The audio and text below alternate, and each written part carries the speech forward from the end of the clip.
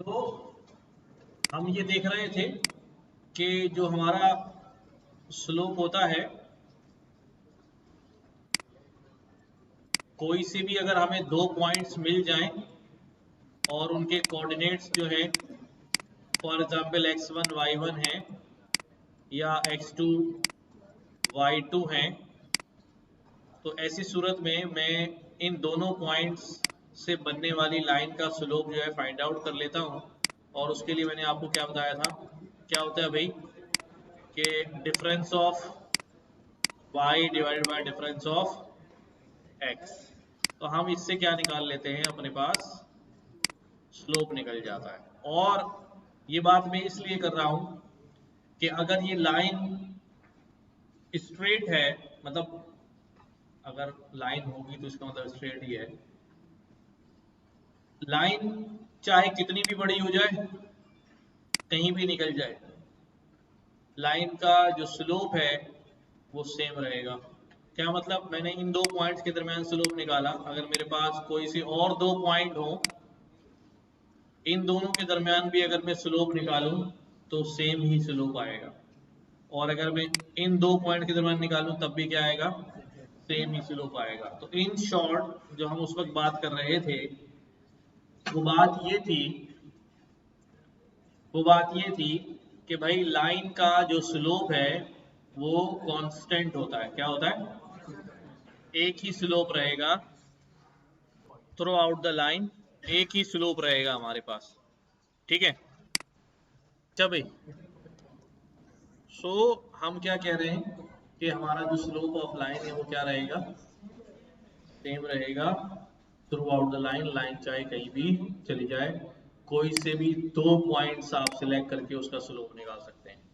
लेकिन इसके अगेंस्ट अगर मेरे पास लाइन नहीं है बल्कि कोई कर्व है, ठीक है, क्या है, कर्व है, ठीक है, और we can better define a curve using कोई सर्कुलर स्पेस है, ठीक है। तो हमने क्या कहा भाई, लाइन का स्लोप एट एवरी पॉइंट क्या होता है, सेम होता है। बट कर्व का जो स्लोप है वो एट एवरी पॉइंट क्या होता है, चेंज होता है।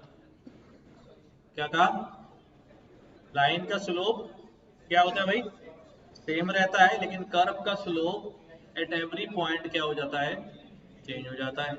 ठीक है, और ये निकालने के लिए हम क्या करते हैं, हम इसके ऊपर कोई टेंजेंट लाइन ड्रॉ करते हैं। ये लाइन क्या होती है, ये एक ऐसी लाइन होती है, ऐसी लाइन को हम टेंजेंट लाइन कहते हैं कि वो हमेशा, नहीं पहले सुनो तो सही, कि वो हमेशा रेडियस वाली लाइन के ऊपर परपेंडिकुलर होती है। मतलब भाई ना, मतलब यहाँ अगर ये सेंटर है तो ये लाइन इसके ऊपर कैसी लाइन है, 90 डिग्री के एंगल पर है। ठीक है, अब ये टेंजेंट लाइन जो है ना, मैं अगर क्या कर लूं, यहां ड्रॉ कर लूं, ठीक है, तब भी ये लाइन कैसी होगी भाई, परपेंडिकुलर लाइन होगी। अच्छा, अब टेंजेंट लाइन बेसिकली होती क्या है, एक ऐसी लाइन होती है जो सर्किल के किसी एक पॉइंट को टच करे। किसको टच करे, एक पॉइंट को टच करे। ठीक है, किसी ये, वैसे तो हम ऐसी लाइन ड्रॉ ही नहीं कर पा रहे हैं, ये बहुत सारे पॉइंट्स यहाँ टच हो रहे हैं, बट वी आर अज्यूमिंग कि ये कहाँ से जा रही है, एक पॉइंट से टच होके जा रही है, इसको टेंजेंट लाइन कहते हैं। अब होता क्या है, अब होता क्या है, अब जब वो एक पॉइंट को टच कर रही है तो स्लोप जो है वो कैसा नजर आ रहा है, मुझे यूं नजर आ रहा है।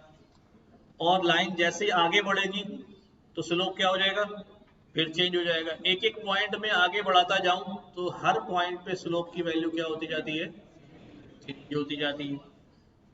और अगर वैल्यू हमारे पास डिस्क्रीट नहीं है, कंटिन्यूस है, क्या नहीं है, यानी पॉइंट्स वाली वैल्यू भी हो सकती है उसके अंदर, तो एक नंबर से दूसरे नंबर के डिस्टेंस में there can be infinite values. एक और दो के बीच में क्या आता है? इनफाइनाइट नंबर्स आते हैं ना। 1.1 भी आता है, 1.2 भी आता है, 1.3 भी आता है, चलता रहेगा ये तो। फिर 1.22 भी है, मतलब कितने आ सकते हैं इनफाइनाइट। इसका मतलब ये है कि एट एवरी पॉइंट क्या होता जाएगा, स्लोप अपनी डायरेक्शन जो है वो क्या करता रहेगा, चेंज करता रहेगा। अच्छा, अब एक बात यहाँ पर आ गई, एक इंपॉर्टेंट बात यहाँ पे आ गई कि मैं इस स्लोप को कैलकुलेट कैसे करूंगा। अभी तो जब मेरे पास लाइन थी तो मेरे पास दो पॉइंट थे लाइन के ऊपर, उन दोनों को हमने क्या किया भाई, y2 minus Y one upon x2 minus x1 किया, और हमारे पास क्या वैल्यू आ गई, स्लोप की वैल्यू आ गई। ठीक है, अब किसी कर्व का स्लोप हम कैसे निकालते हैं? ठीक है, तो कर्व का स्लोप निकालने के लिए हम क्या करते हैं, क्या करते हैं भाई,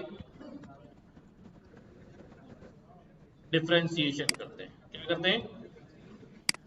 यानी इसको हम आसान जबान में क्या कहते हैं, ये डेरिवेटिव लेते हैं। क्या करते हैं? What is derivative? Derivative actually change in X with respect to Y. ठीक है, एक्स में कितना चेंज आ रहा है, यही तो था। स्लोप क्या होती है? स्लोप की डेफिनेशन क्या होती है? dy अपॉन dx या y upon x perpendicular upon base, यानी change in y with respect to x। Height में कितना चेंज आ रहा है विद रेस्पेक्ट टू, ठीक है, राइज कितना हो रहा है विद रेस्पेक्ट टू रन। तो डिफरेंशिएशन भी जो है वो यही होता है।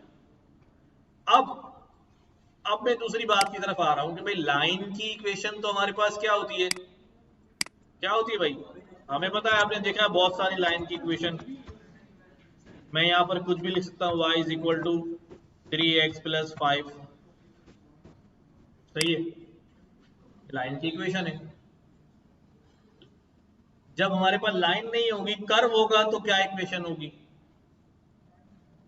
तो कर्व की इक्वेशन में हमारे पास क्या होती है भाई, क्वाड्रेटिक इन नेचर होगी। क्या होगी? क्वाड्रेटिक इन नेचर होगी भाई। पढ़ी हुई है ना आपने कि भाई यहां पर क्या होगा भाई, 3x² प्लस 5x प्लस 3 बराबर y के। ये कैसी इक्वेशन है भाई? ये क्वाड्रेटिक क्यों है?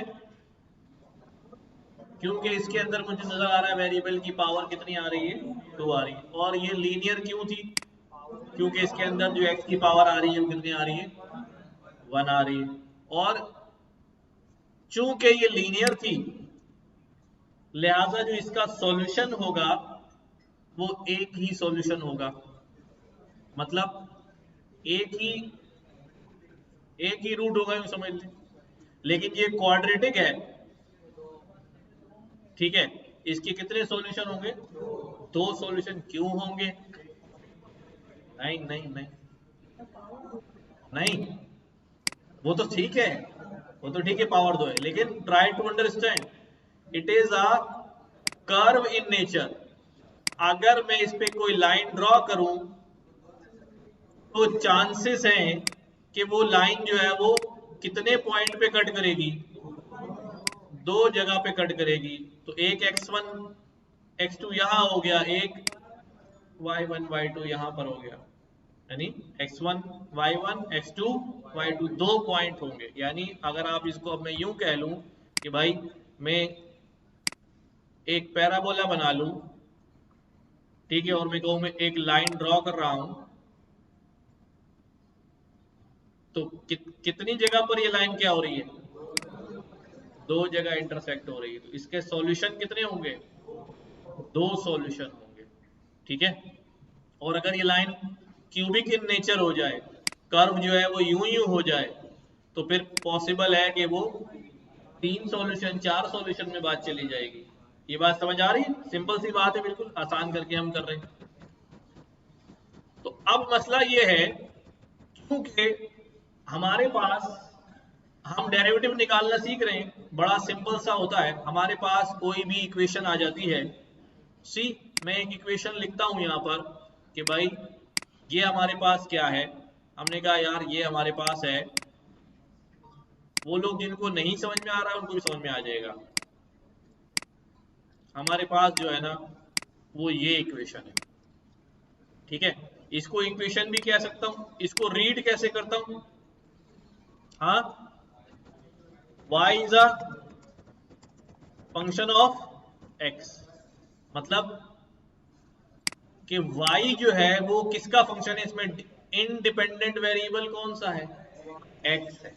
x इंडिपेंडेंट है जिसकी वैल्यू हम कुछ भी डालेंगे, तो y बेसिकली किसका फंक्शन है, इसको मैं यूं भी लिख सकता हूं, फंक्शन ऑफ x बराबर है किसके, पूरी इक्वेशन ऐसी आ जाए ये वाली, हम इसको y के बराबर सपोज भी कर सकते हैं।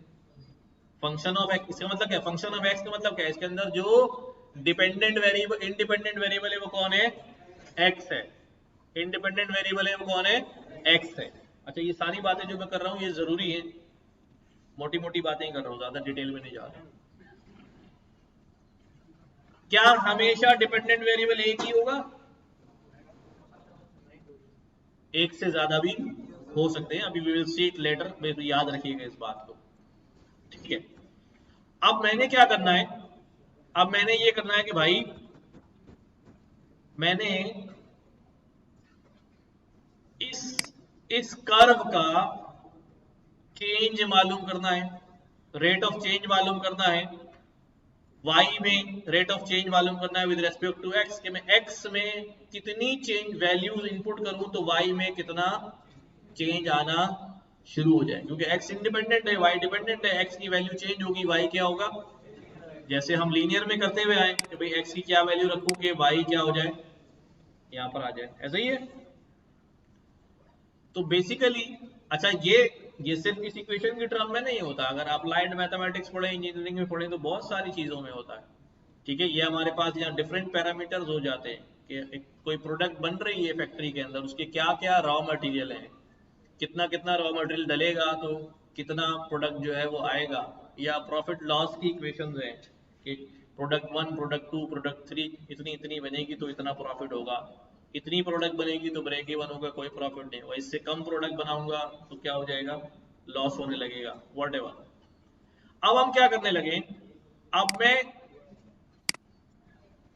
इस कर्व का, इसका जो भी कर्व बन रहा होगा मैंने उसका स्लोप निकालना है, तो और एक ऐसा स्लोप निकालना है जो क्या हो रहा होगा हर पॉइंट पे, तो अब एक तो यह मसला बन गया, तो मैं कितने स्लोप निकालूंगा, इनफाइनाइट स्लोप निकालूंगा। तो बेसिकली मैं क्या करूंगा, मैं इसको डिफरेंशिएट करूंगा, क्या करूंगा, डिफरेंशिएट करूंगा, किसको डिफरेंशिएट करूंगा, हाँ, y को, जो भी मेरा फंक्शन है उसका चेंज मालूम करूंगा, किसकी रेस्पेक्ट से, x की रेस्पेक्ट से, विद रेस्पेक्ट टू x।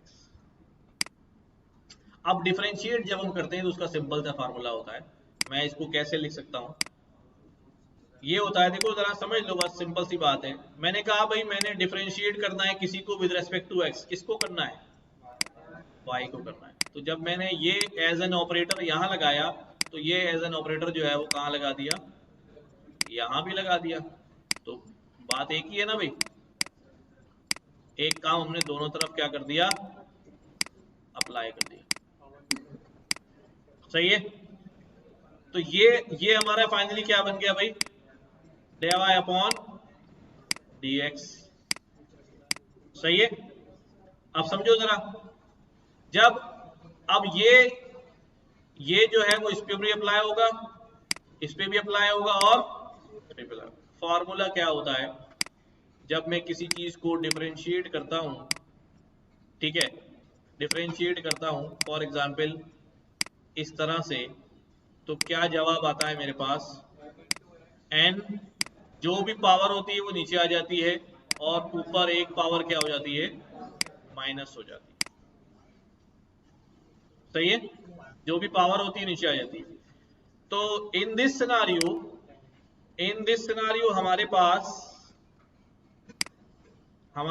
क्या है, वैसे हमारे पास बोर्ड है अवेलेबल, हम करना चाहें तो कर सकते हैं, चलो ठीक है।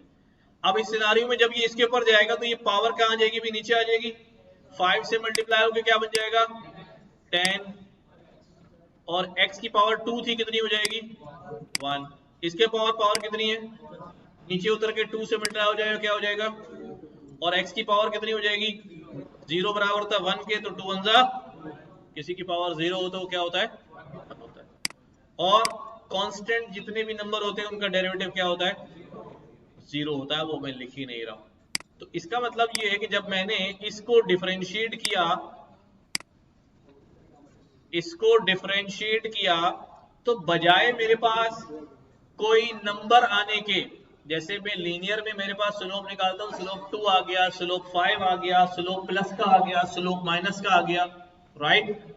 लेकिन जब मैं मोर डायमेंशनल इक्वेशन को क्या करता हूं, डिफरेंशिएट करता हूं, तो we do not find a number, बल्कि मेरे पास एक और इक्वेशन आ जाती है, ठीक है।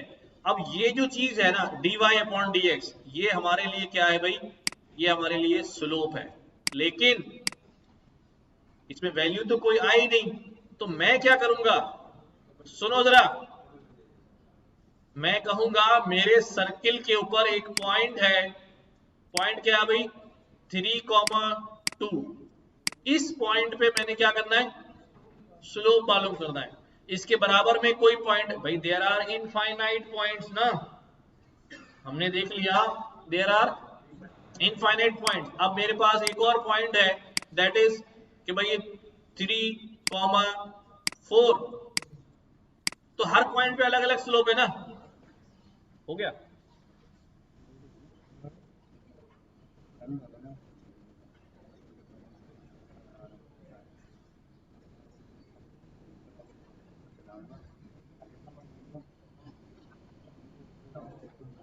हाँ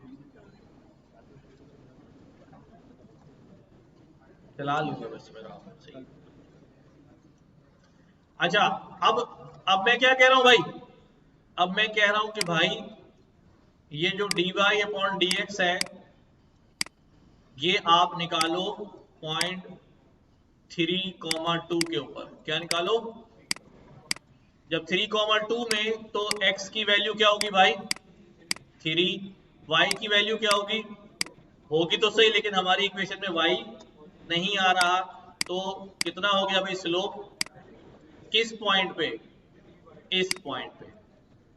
अब अगर देखो, अब देखो जरा, अगर ये पॉइंट 3 और 2 है, मैं इस पॉइंट को अगर 3.1 कर दूं तो क्या यही स्लोप रहेगा, चेंज होगा। अगर 3.2 कर दूं तब भी ये वैल्यू क्या हो जाएगी, थोड़ी बहुत चेंज हो जाएगी। तो that means at every point जरा सा भी चेंज आएगा तो स्लोप क्या हो जाएगा, चूंकि कर्व है ना, कर्व है ना, कभी डाउनवर्ड जा रहा है, अपवर्ड जा रहा है, हर वक्त अपनी पोजीशन क्या कर रहा है, डायरेक्शन क्या कर रहा है, चेंज कर रहा है, हर वक्त अपनी डायरेक्शन जो है वो चेंज कर रहा है, तो इसलिए हर डायरेक्शन में स्लोप क्या होता जा रहा है, चेंज होता जा रहा है।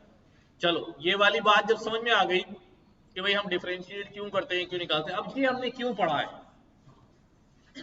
इसकी क्या जरूरत है।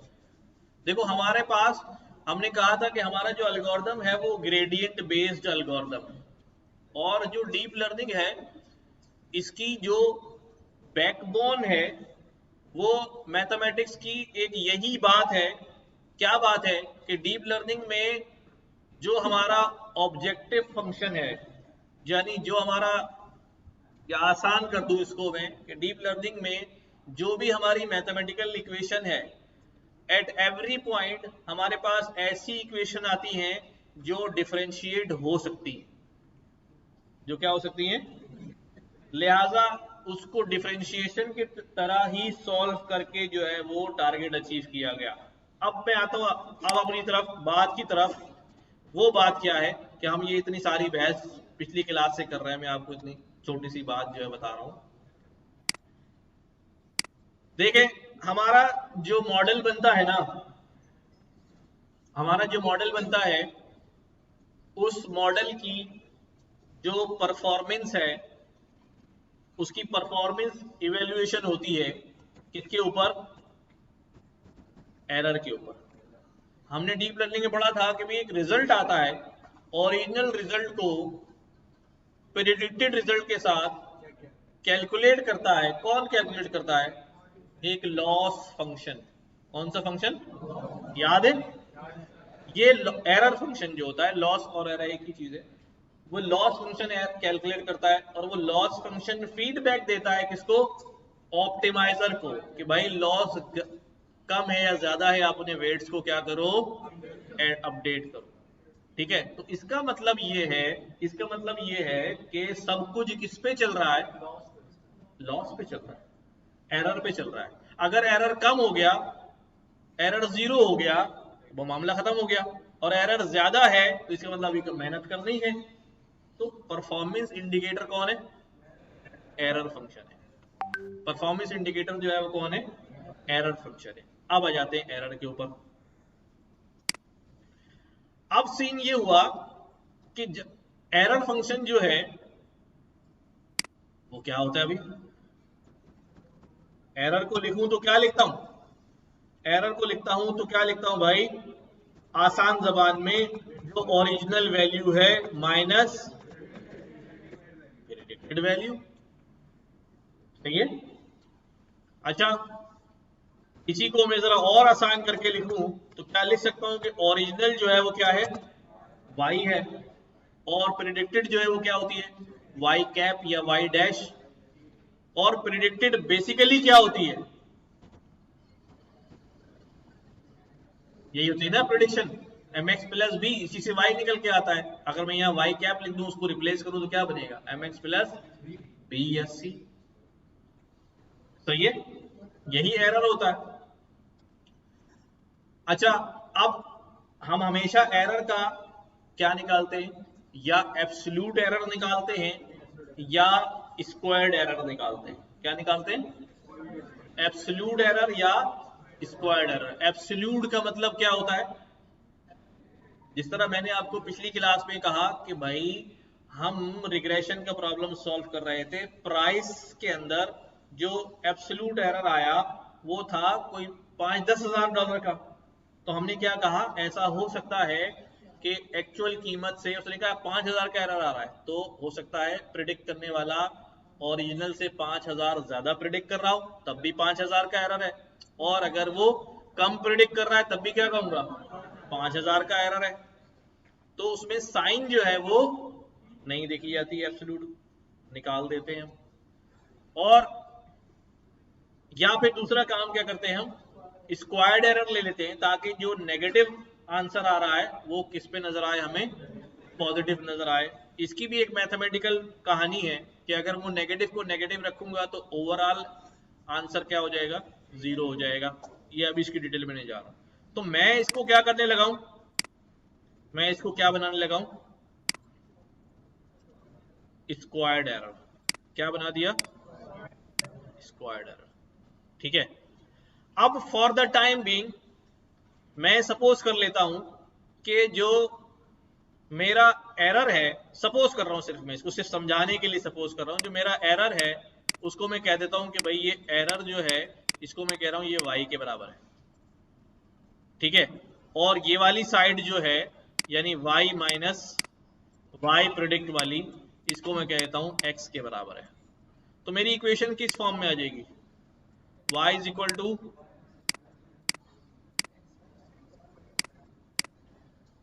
किसके बराबर आ जाएगी? y is equal to X square. ये इसलिए लिखा है मैंने समझाने के लिए कि y is equal to X square, this is error function. और y is equal to X square का अगर मैं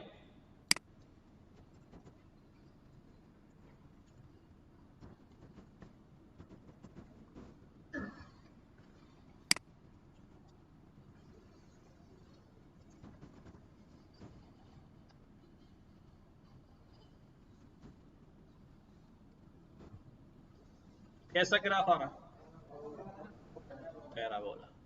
तो इसका मतलब बेसिकली हमारा एरर फंक्शन किस शेप का है? पैराबोला शेप का है।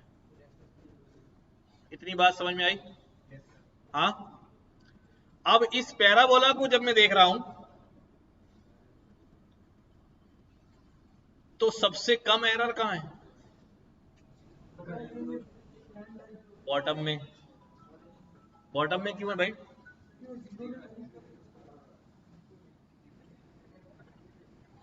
चलो हम ड्रा करते हैं। ये वाली बात समझ में आई जो मैं समझाना चाह रहा था कि ये मैंने एक्स स्क्वायर इसलिए लिया है ताकि आपको समझ में आ सके। मैं डायरेक्ट बोलता ये पैराबोला बना, आप बोलते कैसे बोल रहा है भाई?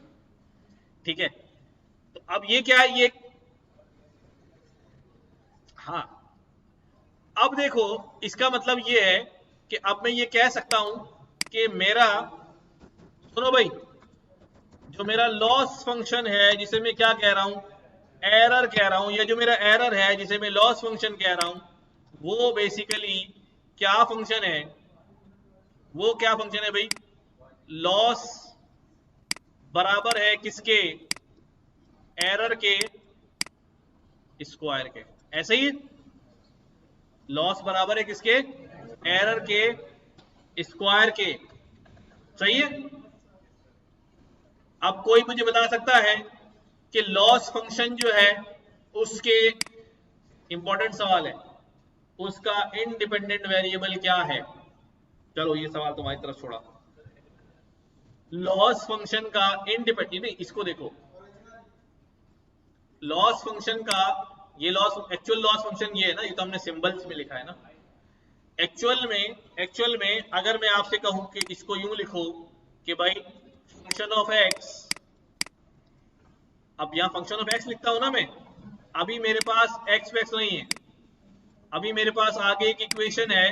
चलो आसान ही कर दिया मैंने। इक्वेशन क्या है अभी? y is equal to Y minus M X plus B इसका स्क्वायर। अब मुझे ये बताओ कि यहाँ ये जो इक्वेशन है ये किसका फंक्शन है?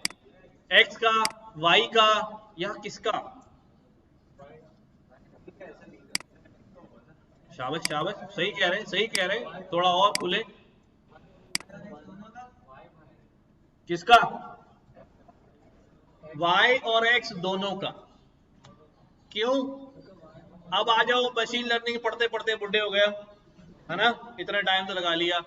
आप आपकी जो इक्वेशन थी उसमें आपके जो वेट थे वो क्या थे? स्लोप और इंटरसेप्ट। क्या थी इक्वेशन? स्लोप और, दो ही चीजें इंडिपेंडेंट थी जो हम चेंज कर रहे थे, जिसकी वजह से हमारा y क्या हो रहा था? एडजस्ट हो रहा था। ऐसा ही था। तो इसका मतलब ये है कि यहां वेरिएबल जो है वो कौन सी दो चीजें हैं? m और b। तो ये जो फंक्शन है बेसिकली ये किसका फंक्शन है? m का और b का। तो अब मैं यहां कह सकता हूं माई एरर फंक्शन या मेरा loss function is a function of m and b। अच्छा, आपको पिक्चर भी क्लियर हो रही है कि वाकई वही दोनों चीजें तो इंडिपेंडेंट थी जिनको हम क्या कर रहे थे? एडजस्ट कर रहे थे। और क्योंकि x और y तो फिक्स थे, लेबल और डेटा क्या है? सेम है, सिर्फ हम स्लोप को और इंटरसेप्ट को एडजस्ट कर रहे थे। तो अब मैं ये कह सकता हूं कि मेरा लॉस फंक्शन जो है वो क्या है? Function of m and b। पकड़ में आ रही है बात? हाँ, मसला तो नहीं है, क्लियर है ना बात? अब हुआ ये कि जब मैंने लॉस फंक्शन को प्लॉट किया तो हमने देखा ये पैराबोलिक नेचर का है, तो ये इस तरह का ग्राफ बन गया। सही है, ये इस तरह का ग्राफ बन गया। ओके, अब जो ये स्लोप मैक्सिमम कहां होता है? मैक्सिमम स्लोप होता है, इनफाइनाइट स्लोप होता है वर्टिकल लाइन पे, सीधी दीवार पे। कोई चीज रखो धड़ से गिर जाएगी ना। मतलब इसका मतलब ये पैरेलल टू वाई एक्सिस है तो स्लोप क्या है? मैक्सिमम स्लोप है, इनफाइनाइट स्लोप है। और पैरेलल टू एक्स एक्सिस है तो चीज रखने से क्या, अगर स्लिप होके जा रही है इसका मतलब ढलान है, अगर रखी हुई एक जगह है तो इसका मतलब बिल्कुल फ्लैट है, हॉरिजॉन्टल जगह है। इसका मतलब ये वो पॉइंट है जहां पर स्लोप क्या है, और ये वो पॉइंट है जहां स्लोप क्या है? जीरो। सही है, सही है। अब इसका इसका मतलब लॉस कम कहां पर आएगा? बॉटम पे, पैरेलल टू एक्स एक्सिस पे लॉस क्या आएगा? कम आएगा और लॉस सबसे ज्यादा कहाँ आएगा, पैरेलल टू वाई एक्सिस आएगा। सही हो गई बात।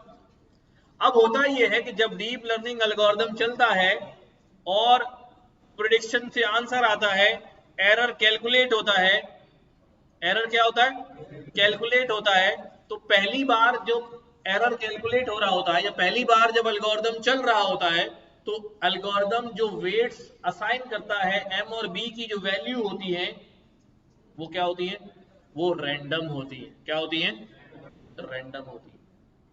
ठीक है, रैंडम होती है। अच्छा, हमारा जो लॉस फंक्शन है इसमें हमारा टारगेट क्या है, हमें इसको मैक्सिमाइज करना है कि मिनिमाइज करना है, मिनिमाइज करना है। हमारे मॉडल का क्या टारगेट होता है कि लॉस कम से कम हो जाए। अगर ये प्रॉफिट का फंक्शन होता तो हम क्या कहते, मैक्सिमाइज करेंगे। ये लॉस का फंक्शन है तो हम क्या करें, मिनिमाइज करेंगे। ठीक है, तो अब मसला ये है कि अब मुझे बिल्कुल की लाइन की तरफ आ गए। अब मुझे ये एक इक्वेशन में y equal to X square, मुझे x की ऐसी वैल्यू पुट करनी है। अभी सिर्फ इसको देखो, मुझे x की ऐसी वैल्यू पुट करनी है कि y कम से कम आए। 0 रखूंगा तो क्या हो जाएगा, 1 रखूंगा तो क्या हो जाएगा, 1, 2 रखूंगा तो 4। अगर माइनस का रख दूं और छोटी वैल्यू रख दूं तो स्क्वायर लगा हुआ है तब भी बड़ा हो जाएगा। इसका मतलब there is only one solution which is x is equal to 0, जिसके ऊपर मेरा लॉस फंक्शन मिनिमम हो रहा है। सही है। इसका मतलब ये हुआ कि अब हमारे एल्गोरिदम को क्या करना होता है, हमारे एल्गोरिदम को ऐसा m और ऐसा b ढूंढना होता है जिसके ऊपर लॉस क्या आ जाए, 0 आ जाए। बात समझ में आई, क्योंकि हमारे इंडिपेंडेंट m और b हैं, हमने प्रैक्टिकली भी देखी ये बात। तो हमारा एल्गोरिदम क्या कर रहा होता है, ऐसे m और b तलाश रहा होता है कि जिसके ऊपर लॉस की वैल्यू क्या आ जाए, कम से कम आ जाए।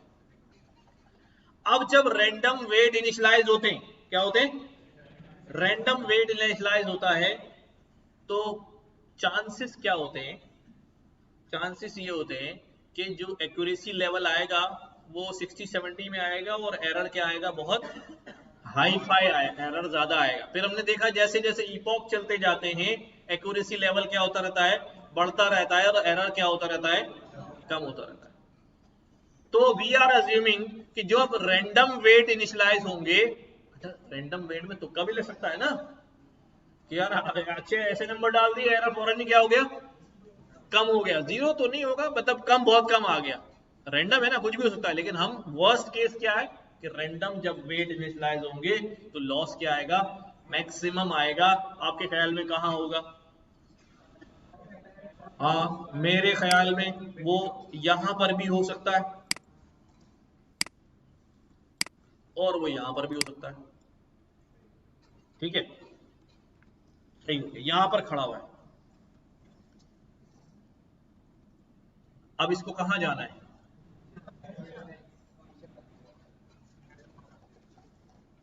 इसको बॉटम की तरफ जाना है। कैसे पता,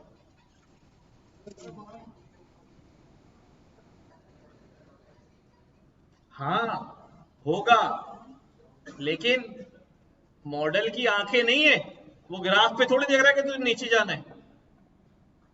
इस बात को समझो, मॉडल सिर्फ क्या देखेगा, मॉडल, अब यहां तो वो सारी बात आएगी जो हम पिछले 2 क्लासों से कर रहे हैं कि भाई मॉडल, ये कर्व है, इस कर्व पे मॉडल क्या निकालेगा, इसका डेरिवेटिव। और डेरिवेटिव की वैल्यू अगर क्या आ गई, पॉजिटिव, क्या आ गई, पॉजिटिव डेरिवेटिव का मतलब है स्लोप की डायरेक्शन कहां है, ऊपर की तरफ है। और नेगेटिव डेरिवेटिव का मतलब है स्लोप की डायरेक्शन कहां है, नीचे की तरफ है। तो इस पॉइंट पे निकलेगा क्या, एक डेरिवेटिव। ठीक है, ये डेरिवेटिव उसे बताएगा कि तुम्हारी डायरेक्शन क्या है। ठीक है, कि तुम्हारी डायरेक्शन क्या है। अगर ये वैल्यू नेगेटिव आ गई, क्या आ गई, तो उसको पता चल जाएगा मेरी डायरेक्शन कहाँ है, नीचे की तरफ है। तो अब यहां आपने फैसला करना है, अगर उसकी डायरेक्शन पॉजिटिव आ गई, ऊपर की तरफ आ गई, तो आप क्या करोगे, एक्सिस पे अपनी पोजीशन को और बढ़ाओगे या कम करोगे? तवज्जो से सुनो ये बात, जरा गौर से इसको ध्यान भी दो इसके बाद। अगर मेरी डायरेक्शन क्या है, मतलब ये है ना, ये कैप को समझ लो डायरेक्शन है, ठीक है, टारगेट जो है वो ये है फॉर एग्जाम्पल। अब कैप का मुंह उधर है, तो कैप अपने आप को आगे की तरफ ले जाएगा या पीछे की तरफ ले जाएगा? अगर उसको पता चल जाए कि मेरी डायरेक्शन उस अपोजिट डायरेक्शन में है, तो बजाय आगे चलने के वो कहां जाएगा, रिवर्स डायरेक्शन में आएगा। सिमिलरली जब डेरिवेटिव निकल जाता है तो उसको पता चल जाता है कि डायरेक्शन कहां है, ऊपर की तरफ है या नीचे की तरफ है। अगर डायरेक्शन ऊपर की तरफ है तो अपनी वैल्यू को क्या करना शुरू करता है, वो कम करना शुरू करता है। कौन कम करेगा? वही एम और बी क्या होना शुरू होंगे, कम होना शुरू होंगे। अगर उसको पता चला नहीं मेरी डायरेक्शन कहां है, नीचे की तरफ है, ऊपर क्यों जाएगा, जाने से नीचे। तो अब उससे क्या कर, अब उसकी डायरेक्शन नीचे की तरफ है, तो वो जैसे जैसे मंजिल करीब आती कदम और तेज बढ़ने लगते हैं ना, तो वो क्या करेगा, अपनी वैल्यू को और बढ़ाएगा कि मैं जल्दी से क्या हो जाऊं, आगे की तरफ चढ़ना शुरू हो जाऊं। समझ में आ रही बात? अच्छा, ये जो चीज मैंने यहाँ ड्रॉ की हुई है बड़ी सिंपल सी, अगर आप देखेंगे तो आपको इसमें बहुत सारी चीजें जो है वो ऐसी नजर आएंगी। ये यही चीज मैंने बनाई हुई है अभी आपको। Derivative of cost function, initial weights random से यहां चला गया, इंक्रीमेंटल स्टेप नीचे की तरफ आ रहा है, यहाँ मिनिमम कॉस्ट आ रही है, ठीक है, समझ रहे बात? अच्छा, असल में अब एक बात ध्यान में रखो, मैंने यहां पर देखो भाई, मैंने यहां पर जो इक्वेशन ली है उसमें कितने इनपुट हैं? जो मैंने इक्वेशन सपोज की है वो सिंपल लीनियर रिग्रेशन है, उसमें एक ही इनपुट एक ही आउटपुट है। क्या रियल लाइफ में हमने ऐसे डेटा देखे हैं? हमने तो देखे, वहां पर कितने हैं, 10-10 इनपुट है, 12-12 इनपुट है। तो ऐसी सूरत में ये जो आपको नजर आ रहा है ना सिर्फ यू बना हुआ, नहीं, ये कैसा होगा, समझ रहे? मल्टी डायमेंशनल प्लेन में इसकी हरकतें कुछ ऐसी होंगी, लेकिन चूंकि हम इसको स्टडी नहीं कर सकते वैसे, तो हम सिर्फ सिंगल वैल्यू लेके क्या कर लेते हैं, काम करना शुरू कर देते हैं। ये इस तरह से होगा, समझ? हाँ बिल्कुल, पहाड़ी की ही एग्जाम्पल होती है, और अभी बहुत सारी एग्जाम्पल मैं आपको दिखाऊंगा, तो आपको उसमें एक बंदा नजर आएगा जो पहाड़ पे घूम रहा है और वो सबसे नीचे जाने का रास्ता ढूंढ रहा है। ये आ गया सर, इसमें वो एग्जांपल होती है ना, वो ब्लाइंड वाली, ब्लाइंड मैन नीचे उतर रहा है वो पैटर्न देती है। ये देखो, ठीक है, अभी ग्लोबल और बैंक उसमें आते हैं। चलो, क्या कह रहे हैं, imagine you are at the top of the hill and your goal is to find the lowest point in the valley. You can't see the entire valley from the top. ऊपर से आप पूरी वैली को नहीं देख पाते, आप अंधे हैं समझ लें। तो अभी इस वाले इस पे आते हैं दोबारा, पहले यहां आ जाते हैं, सही है। तो हमें एक बात पता चल गई कि एल्गोरिदम चूंकि अंधा है, क्या है वो, अंधा है, लिहाजा वो झांक के नहीं देखेगा कि कहां सबसे गहरी जगह कौन सी है।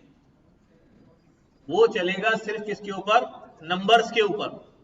वो अपनी कैलकुलेशन में नंबर्स को देखेगा, और डेरिवेटिव ने उसे बताया बेटा आपकी डायरेक्शन अपवर्ड है तो आपको नीचे जाना है, तो आप अपनी वैल्यू को क्या करें, कम करना शुरू करें। और अगर आपकी डायरेक्शन डाउनवर्ड है तो आप अपनी वैल्यू को बढ़ाएंगे तो आप और नीचे जाएंगे। अपवर्ड होगी बढ़ाएंगे तो और ऊपर जाएंगे, डाउनवर्ड होगी और बढ़ाएंगे तो नीचे जाएंगे। यही तो बात समझा रहा हूं मैं इतनी देर से। इधर देखो, सीढ़ी पे चढ़ रहे हो सीढ़ी पे चढ़ रहे हो तुम ऊपर चढ़ रहे हो ना, और मैं तुम्हें कहूं बेटा तुम्हारी डायरेक्शन ऊपर है, और तुम अपने कदम को और बढ़ाओ, तो कहां जाओगे, ऊपर ही जाओगे ना, जबकि आना कहां है, अब तुम्हारी डायरेक्शन ऊपर है लेकिन तुम्हें आना नीचे है, तो क्या करोगे तुम? कदम बढ़ाओगे आगे की तरफ या पीछे की तरफ आओगे? ठीक है, इसी तरह अगर तुम ऊपर से उतर रहे हो नीचे, टॉप पे खड़े हुए हो, ठीक है, अब कदम बढ़ाओगे तो क्या होगे? नीचे आओगे, घटाओगे तो कहाँ जाओगे? ऊपर जाओगे। यही सीन है, बिल्कुल बिल्कुल यही सीन है। ठीक है, कि अगर इसकी डायरेक्शन डाउनवर्ड है तो ये अपनी वैल्यू को क्या करेगा? और बढ़ाएगा, और कहाँ आ जाएगा? नीचे। उसकी डायरेक्शन अगर ऊपर है तो अब ये वैल्यू बढ़ाएगा तो ऊपर जाएगा, इसलिए ये इसका अपोजिट काम करेगा, वैल्यू को कम करेगा। अब ये बात तो पता चल गई कि भाई मेरी डायरेक्शन क्या है, मुझे जाना कहाँ है। अब मसला ये है कि इसने नेक्स्ट स्टेप लेना है। क्या नेक्स्ट स्टेप लिया? फॉर एग्जाम्पल उसने बड़ी लंबी छलांग मारी और सीधा यहां आ गया। कहां आ गया? यहां आ गया। यहां पर ये इंपॉर्टेंट बात है, यहां पर ये वैल्यू थी एरर की 0.9, और जब उसने यहां पर आया तो वैल्यू हो गई 0.3। कैसा काम किया? अच्छा काम किया, जबरदस्त काम किया, जबरदस्त काम किया। यानी उसने अपनी डायरेक्शन पहचानी और नेक्स्ट जो वैल्यू असाइन की उससे वो एरर बिल्कुल जीरो के क्या हो गया? करीब हो गया। अच्छा, अभी क्या जीरो हो गया? नहीं हुआ। अभी ये क्या करेगा?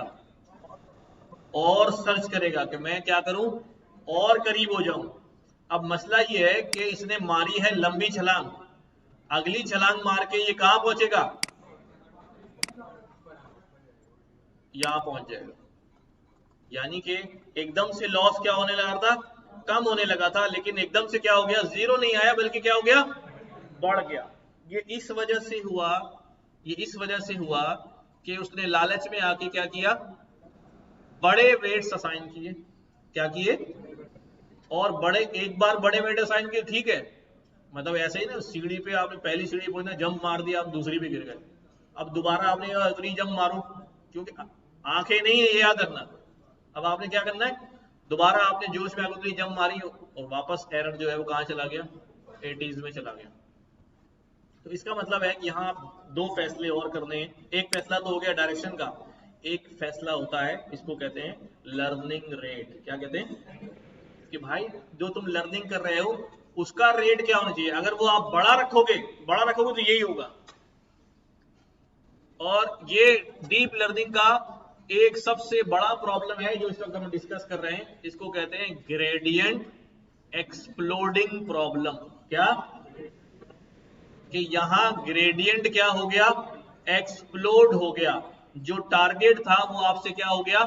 मिस हो गया। जैसे वो भाग रहा था ना पहाड़ पे, हाँ, अब वो यहां से बजाय यहां आने के यहां कूद गया, और यहां कूद गया तो जो लोवेस्ट पार्ट था वो क्या हो गया? मिस हो गया। अब क्या हुआ? ग्रेडियंट एक्सप्लोडिंग प्रॉब्लम हो गया। अब ग्रेडियंट एक्सप्लोडिंग प्रॉब्लम से बचने के लिए क्या करते हैं हम? एक पैरामीटर ऐड करते हैं जिसको कहते हैं लर्निंग रेट। क्या?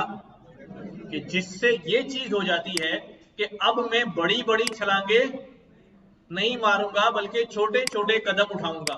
यहां आया, फिर यहां आया। समझना इस बात को। इससे क्या होगा? इससे एक बात होगी कि मैं यहां आ जाऊंगा और यहां से छलांग मार के यहां आ जाऊंगा, जीरो कभी भी नहीं पहुंचा।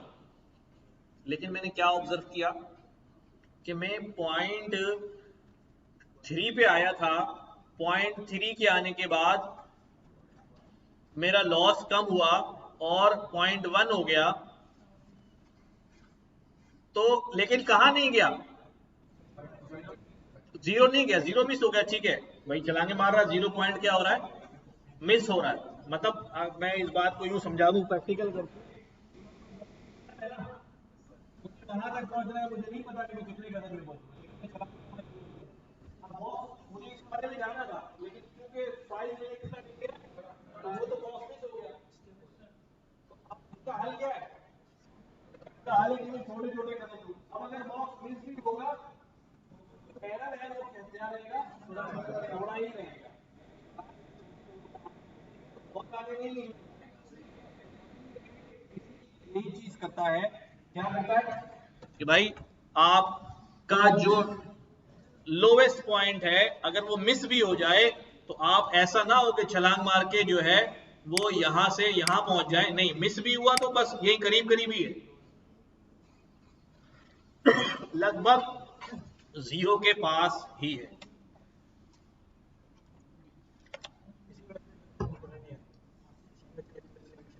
इसीलिए हमेशा जो है वो लॉस भी जीरो नहीं होता।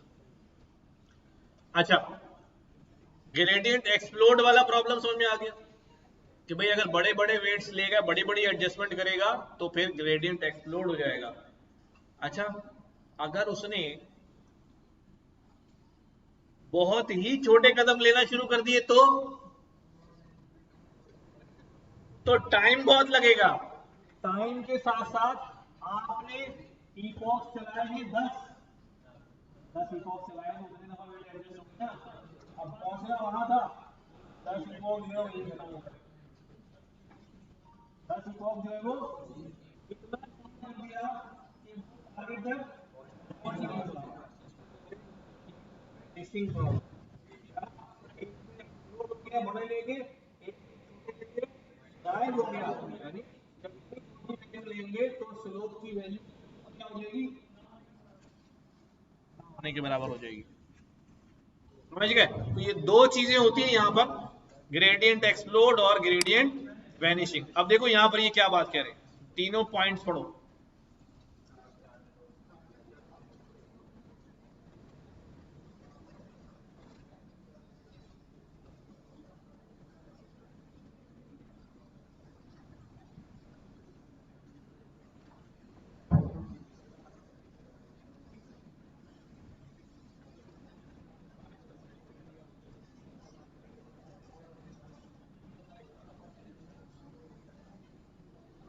पूरी वही बात है जब हमने डिस्कस की।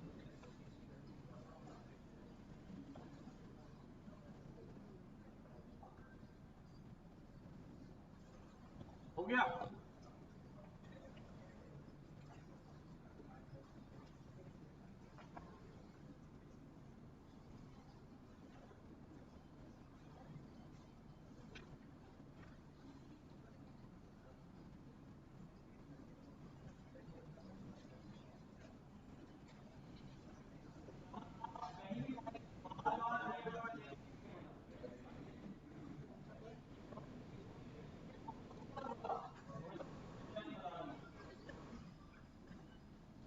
हो जाएगा, लेकिन मिस हो जाएगा फिर।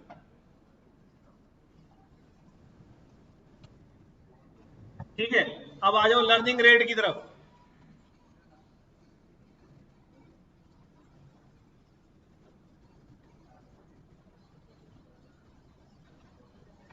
जल्दी पढ़ो लर्निंग रेट को, फिर आगे चलें।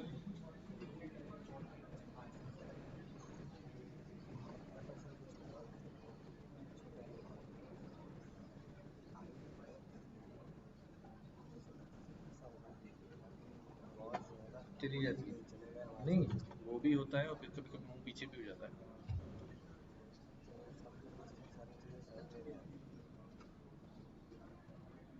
सही बात समझ में आई कि learning rate is important upper parameter that controls how big or small steps should be when going downward in gradient for updating model parameters. It's essential to determine how quickly or slowly the algorithm converges. कितना slowly और कितना quickly जो है algorithm को converge होना चाहिए towards minimum cost function. जल्दबाजी के चक्कर में मिस हो जाएगा, बहुत स्लो कर दिया तो पहुंच नहीं पाएगा। ये वही बात लिखा, अगर लर्निंग रेट बहुत छोटा कर दिया तो क्या हुआ, देखो दरमियान में ही कहानी खत्म हो गई, बॉटम तक पहुंचा ही नहीं। The algorithm will take tiny steps during the iteration and converge very slowly. This can significantly increase the training time, computational cost, especially for large data sets. और if the learning range is too big, तो क्या छलांगे मार रहा, कभी इधर कभी इधर कभी इधर कभी इधर, टारगेट पे नहीं पहुंच रहा। The algorithm may take huge steps leading overshooting the minimum cost function without settling if failed to converge, causing algorithm oscillate करता रहेगा पेंडुलम की तरह। This process is termed as exploding gradient problem और ये वाला जो है क्या कहलाता है, vanishing problem. Yes, hyper parameter है ये, हमें हर दफा क्या करना पड़ेगा, हिट एंड ट्रायल की बेसिस पे चेंज करना पड़ेगा। बहुत बड़ी वैल्यू नहीं थी, 0.001 0.01 इतना ही चलता है। आई थिंक देयर से ये तो बता रहा हूँ कि भाई अगर वो बड़े बड़े स्टेप्स लेना शुरू करेगा तो डायरेक्ट इतना बड़ा स्टेप लिया, यहाँ से यहाँ, यहाँ से यहाँ पहुंचा, पहुंचना जो था यहाँ पर था, इस जगह पहुंच ही नहीं पा रहा। ठीक है, इस जगह पहुंच ही नहीं पा रहा।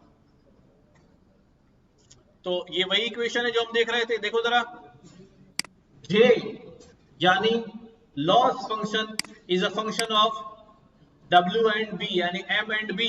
इक्वेशन क्या है, y predicted minus y original का स्क्वायर, जहां पर ये सब चीजें क्या है, प्रेडिक्टेड वैल्यू है, WX प्लस B वेट है, बायस है, नंबर ऑफ डाटा पॉइंट्स हैं कि जितने डाटा सेट्स के लिए है, और ये पूरी ग्रेडियंट की कैलकुलेशन है। ये मैं अभी आपको आसान जबान में करा देता हूँ, अजीब सी लग रही है ना इसमें।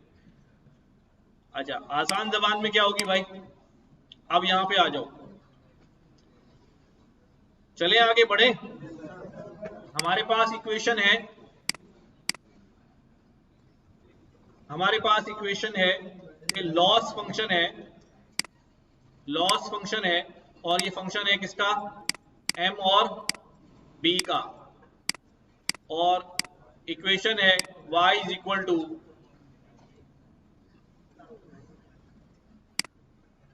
y माइनस क्या है भाई, sorry, y minus mx plus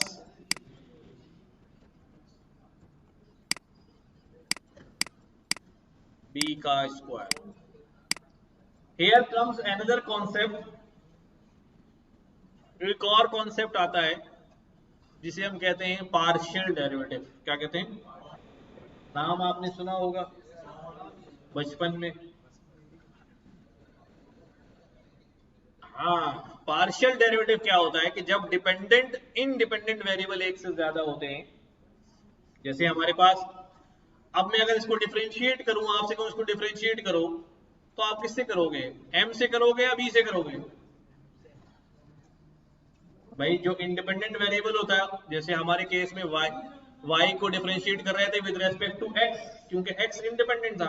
अब हमारे दो इंडिपेंडेंट है, कौन, m और b, तो किससे करूं भाई, तो हमें दोनों से करना पड़ेगा। बट जब हम m से कर रहे होंगे तो b को हम क्या तस्वुर करेंगे, आ कांस्टेंट वैल्यू, और कांस्टेंट का डेरिवेटिव क्या होता है। और जब मैं b से कर रहा हूंगा तो m को क्या सपोज करूंगा, कांस्टेंट। सही है, तो अब हम क्या कह रहे हैं भाई, मैं पहले इसको डिफरेंशिएट कर रहा हूं विद रेस्पेक्ट टू m, तो क्या कह रहा हूं भाई, derivative of loss function with respect to m। क्या हुआ जी, पावर नीचे आ गई, हाँ, जब पावर नीचे आ गई, ये अभी ऐसे ही लिखा हुआ है mx प्लस b। अच्छा, होता ये है, इसको इधर समझ लो, ये चेन रूल क्या होता है, अगर यूं लिखा हुआ है साइन स्क्वायर थीटा, तो मैं पहले पावर को डिफरेंशिएट करूंगा तो क्या बन जाएगा, 2 साइन थीटा, और फिर किसको डिफरेंशिएट करूंगा, अब मैं विदाउट पावर इसको डिफरेंशिएट करूंगा तो क्या हो जाएगा भाई, cos थीटा। फिर मैं किसको डिफरेंशिएट करूंगा, थीटा को, तो क्योंकि थीटा इंडिपेंडेंट, तो थीटा अपॉन थीटा क्या हो जाएगा, 1 हो जाएगा। तो यहां पर अब पावर नीचे आ गई, अब मैंने इसको किससे डिफरेंशिएट करना है, किसको डिफरेंशिएट करना है, अंदर वाले को ना, y mx प्लस b। तो ये अब मैं कह सकता हूं, ये मेरा क्या है भाई, 2y minus mx plus b as it is आ गया। और जब इसका डेरिवेटिव लेने गया तो y क्या है, कांस्टेंट, क्या डेरिवेटिव आ गया, 0। m से डिफरेंशिएट कर रहा हूं, ठीक है, तो क्या हो जाएगा हमारे पास, x नहीं आ जाएगा, x तो पहले ही कोफिशिएंट है, ठीक है, क्या हो जाएगा भाई, एक मिनट भाई,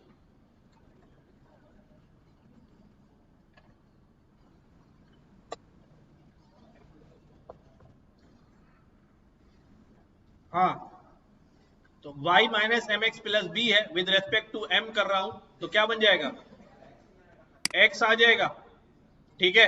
और b हमारा ऑलरेडी क्या है, कांस्टेंट है, वो क्या हो गया, 0 हो गया। अब मैं ये लिख सकता हूं 2 times error, 2 times error multiply by input, क्या, 2 टाइम्स एरर मल्टीप्लाई बाय, क्या इक्वेशन बन गई, कहां पर,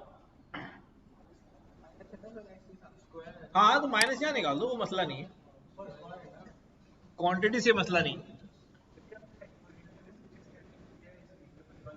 किस वाले को, ये वाला, भाई ये हमें पावर का डेरिवेटिव लिया, 2 नीचे आ गया और ये एसिड आ गया, फिर हमने अंदर का डेरिवेटिव लेना ले लिया, तो ये अभी ऐसे ही लिखा हुआ है।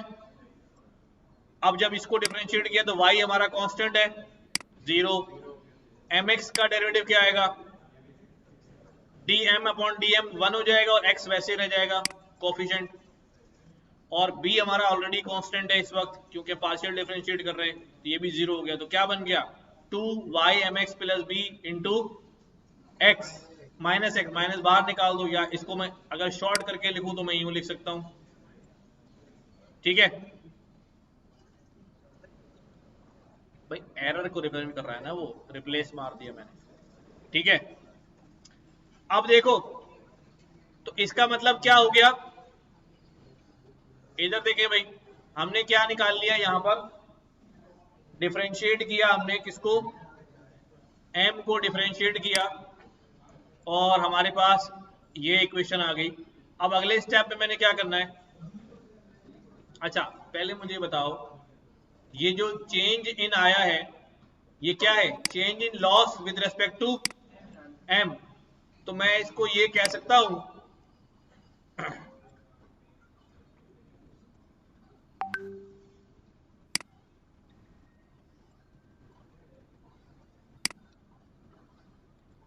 ये मेरा है m2, ये वाली चीज हटा दूं जरा साइड में से मैं, अजय मैंने पेपर में भी किया हुआ है, मैं आपको शेयर भी कर दूंगा, हाँ।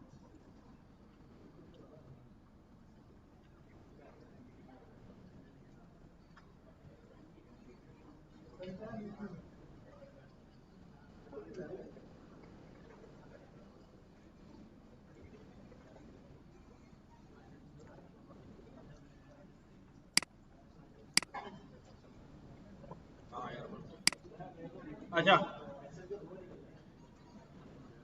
ये हमारे पास क्या आ गया है, इधर देखो भाई, डेल्टा m, जिसको मैं क्या कह सकता हूं, m2 माइनस m1 किसके बराबर है, एरर टाइम्स x के, किसके बराबर है, एरर टाइम्स x, 2 जो है कोफिशिएंट है, माइनस साइन भी कोफिशिएंट है, तो m2 किसके बराबर हो जाएगा, m2 बराबर हो जाएगा m1 plus error times x। अब ये इक्वेशन क्या निकाल ली हमने, ये इक्वेशन क्या बता रही है जरा समझ लो इसको,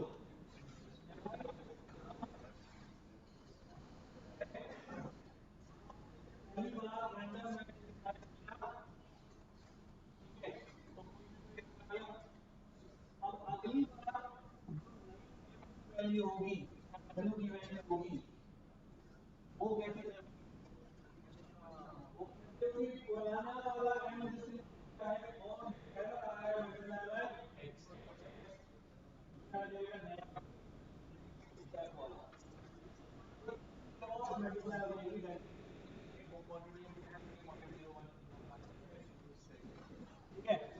हम सोच रहे होते हैं ना कि हम खुद एज अ ह्यूमन बीइंग अगर पैरामीटर को एडजस्ट करने जाते हैं तो वो क्या होता है भाई, इतनी मुश्किल होती है हमें, अलगोरिथम फटाफट कर लेता है यूजिंग दिस इक्वेशन, उसको पता है कि नेक्स्ट वैल्यू जो m की मुझे रखनी है वो क्या है, करंट एरर जो आया है उसके साथ मल्टीप्लाई बाय इनपुट और प्रीवियसली पुराना m की वैल्यू उसमें ऐड होगी, जो नई वैल्यू आएगी वो नया m बनेगा और ये डेफिनेटली उसे कहां ले जाएगा, लॉस जीरो की तरफ ले जाएगा 100%।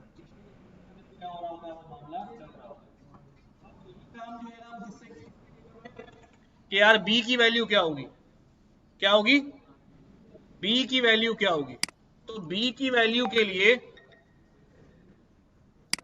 आप दूसरा वाला जो है हमारा क्या इक्वेशन थी भाई, हमारी इक्वेशन थी loss is a function of m and b और क्या थी भाई, एरर का स्क्वायर, है ना, इसको हमने कहा किसके बराबर है, y minus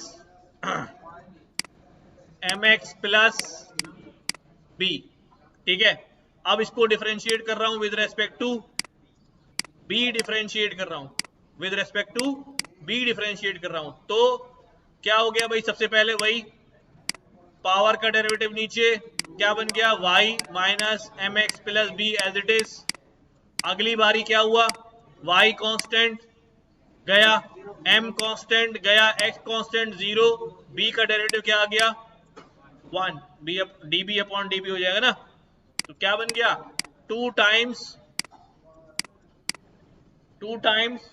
error multiply by learning rate,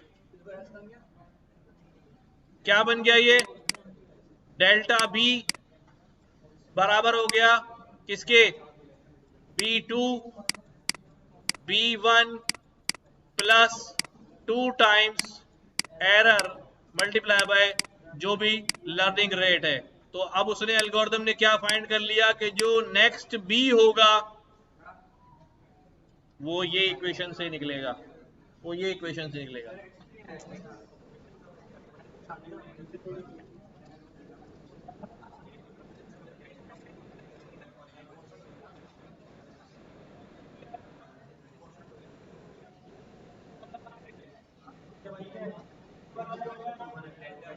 इसको क्या लिख सकता हूं मैं,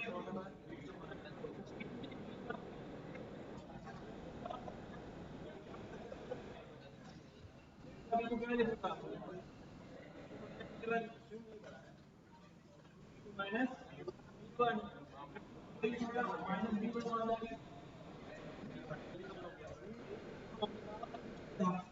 कहां पर, पीछे वाले पेज पे लर्निंग रेट जिसकी हम बात कर रहे थे कि हम सेट करेंगे, यही काम यहां भी किया है। डेल्टा एम आया, डेल्टा एम बराबर है m2 माइनस m1 के, m1 वहां जाके क्या हो गया प्लस हो गया। These are the two gradient descent equations जो मॉडल जो है जिसके थ्रू ऑप्टिमाइज करके जो है वो निकाल लेता है। इसमें एक फैक्टर लर्निंग रेट का मैं यहां पर भी लिख दूं कि लर्निंग रेट से क्या कर देते हैं हम, मल्टीप्लाई कर देते हैं। तो यहां पर देखो यही काम हो रहा है, ठीक है, पहले डिफरेंशिएट किया, ये डिफरेंशिएट किया। अब ये इक्वेशन पे अगर बहुत सारे फीचर वेरिएबल्स होंगे तो फिर ये पूरी चेन चलती रहेगी। पहले वो, हाँ नहीं हुआ हुआ यही है, बस वो सिंबल वैसे लिखा हुआ है, ठीक है, समेशन के साथ लिखा हुआ है लेकिन काम वही हुआ हुआ है, W X plus B minus Y differentiate किया विद रेस्पेक्ट टू दिस, तो क्या बचा, ये वही एरर बचा multiply by X, error times X, हमने भी तो यही लिखा हुआ है, ठीक है। ये इक्वेशन आई हमारी कि भाई नेक्स्ट डब्ल्यू क्या होगा, प्रीवियस डब्ल्यू प्लस या minus learning rate with the error, change in error, यही वाला फंक्शन। और आप अगर कोई मैनुअल भी सॉल्व कर लो ना, 10 डेटा पॉइंट्स ले लो एज और सैलरी के, उस पे आप क्या करो, रिग्रेशन एल्गोरिथम लगा रहे हो, एल्गोरिथम ना लगाओ, पेपर पे सॉल्व करो और आपको वेट एडजस्ट करना है तो आप इस तरह करो, एक बार रैंडम वेट डालो, जो भी इक्वेशन बनेगी उसकी लाइन ड्रॉ करो कहां हो रही, वो आप टेढ़ी मेढ़ी इधर जा रही होगी। अब अगला वेट कैसे निकालोगे कि मैं अगली डब्ल्यू और एम की वैल्यू क्या रखूं, बी की वैल्यू, आप इस इक्वेशन से निकालो एरर कितना आया और दोबारा देखो लाइन खुद ब खुद सही होना शुरू हो जाएगी। हाँ सारे मॉडल ग्रेडियंट बेस्ड ही चलते हैं, ठीक है।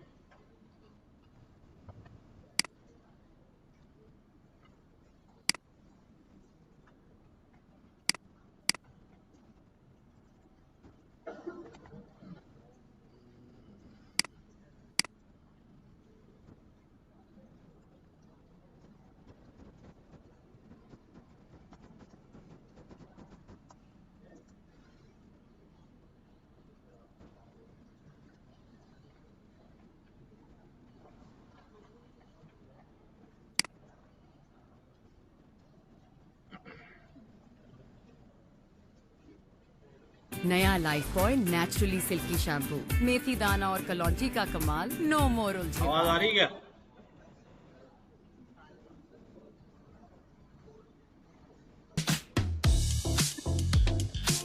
ऐड ही आ रहे हैं। Gradient descent is decent at estimating parameters. StatQuest.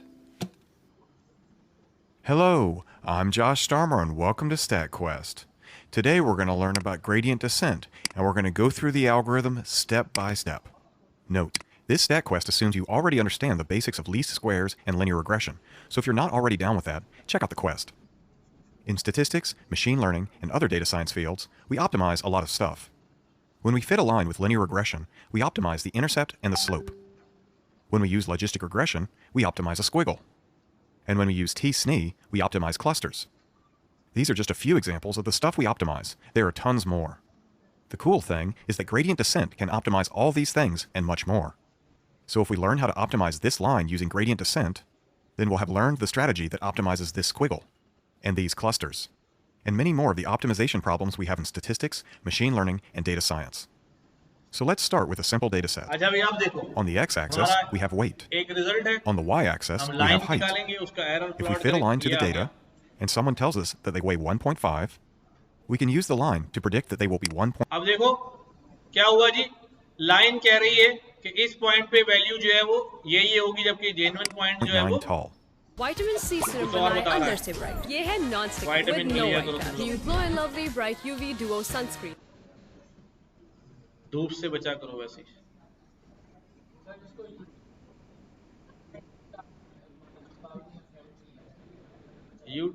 So let's learn how gradient descent can fit a line to data by finding the optimal values for the intercept and the slope. Actually, we'll start by using gradient descent to find the intercept. Then, once we understand how gradient descent works, we'll use it to solve for the intercept and the slope.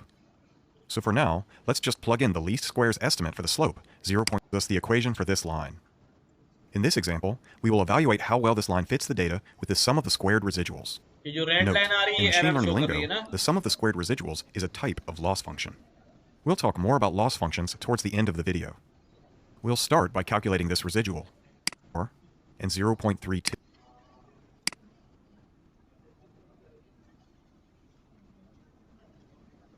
अभी काम की बात आ जाएगी। Then we would get this point on अब the देखो ये graph. भाई क्या हो रहा And है if the भाई, intercept एरर प्लॉट कर रहा है साइड में ना, ठीक है, equals 0.5, squared we would get this residuals point. को प्लॉट कर रहा है जितने and for एरर आ रहे increasing हैं, values for the intercept, we वैसे get ही these ग्राफ बन points. रहा है। Of the points that we calculated for the graph, this one has the तो lowest sum of एक squared पॉइंट है जहाँ residuals. एरर सबसे कम है। But is it the best we can do? What if the best value for the intercept is somewhere between these values?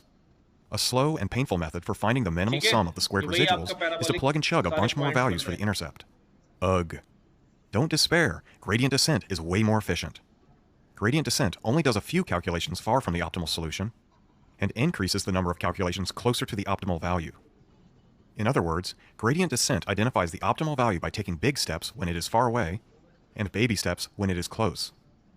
Nestle बुनियाद से बने 1 litre सिर्फ 270 रुपए में। आयरन प्लस, कैल्शियम और विटामिन सी, सिर्फ बचत नहीं फायदा भी। इन लोगों को लग रहा So है let's get back to using gradient descent to find the optimal value for the intercept, starting from a random value. In this case, the random value was 0. When we calculated the sum of the squared residuals, the first residual was the difference between the observed height, which was 1.4, and the predicted height, which came from the equation for this line. So we replaced predicted height with intercept. So let's take the derivative of the sum of the squared residuals with respect to the intercept. Parts यार don't इसको contain a देख term लेना for the घर में intercept video को, for the बड़ा viewer. अच्छा इसने एक्सप्लेन किया Gradient हुआ है न्यूमेरिकल वैल्यूज के साथ। स्टेट क्वेस्ट की है यार, So we plug it in. And you're still typing your code, Pop? State quest कहाँ है हमारा ग्रुप? सर मॉडल को पता क्या चलता है कि मिनिमम लॉस कहाँ पर है? इंडोर क्या हमें तो पता है देखिए। तुमने पूरी कहानी सुनने के बाद आखिर में वही सवाल कर दिया जुलेखा वाला। बेटा यही तो हम समझा रहे हैं कि मॉडल देख नहीं रहा, तो मॉडल न्यूमेरिकल वैल्यूज को देख रहा होता है। अब जब b की वैल्यूज वो एडजस्ट करता जा रहा है तो लॉस तो कैलकुलेट हो रहा है ना फंक्शन में। लॉस कैलकुलेट हो रहा है ना। जिस तरह मैंने आपसे ये बात की थी कि भाई अगर मेरे पास एक इक्वेशन है y is equal to X square, तो मैं इसमें क्या वैल्यू डालूं x की कि y 0 हो जाए।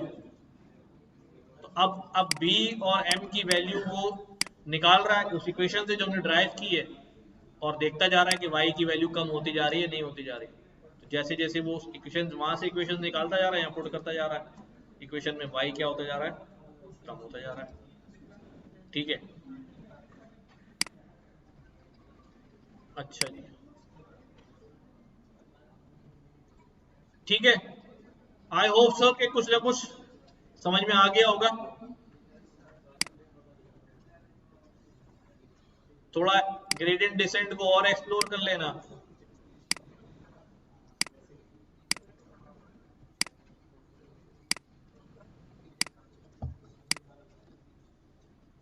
सही। तो मूविंग फॉरवर्ड, आज हम जो है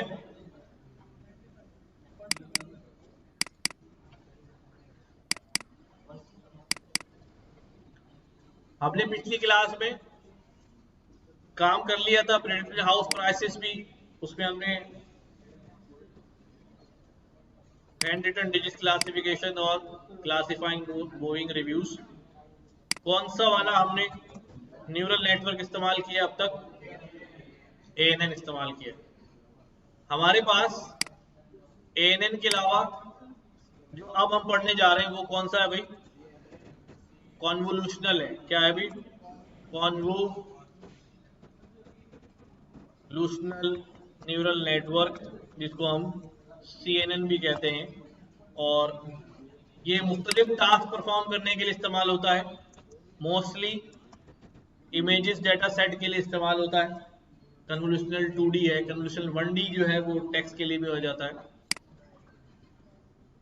कन्वोल्यूशनल न्यूरल नेटवर्क कैसे काम करता है, बेसिकली कन्वोल्यूशन इसका नाम क्यों है, कन्वोल्यूशन एक स्टैटिस्टिकल प्रोसेस है। क्या है, स्टैटिस्टिक्स में इस्तेमाल होने वाली एक टेक्निक है जिसको कन्वोल्यूशन कहा जाता है। ठीक है, वही टेक्निक यहाँ पर जो है वो इस्तेमाल की गई है इमेज प्रोसेसिंग के लिए। और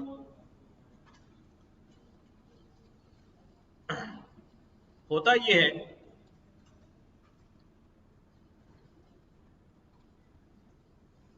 हमने इमेज पहले भी प्रोसेस किया है। कैसा भेजा था मॉडल के अंदर, वेक्टर भेजा था ना।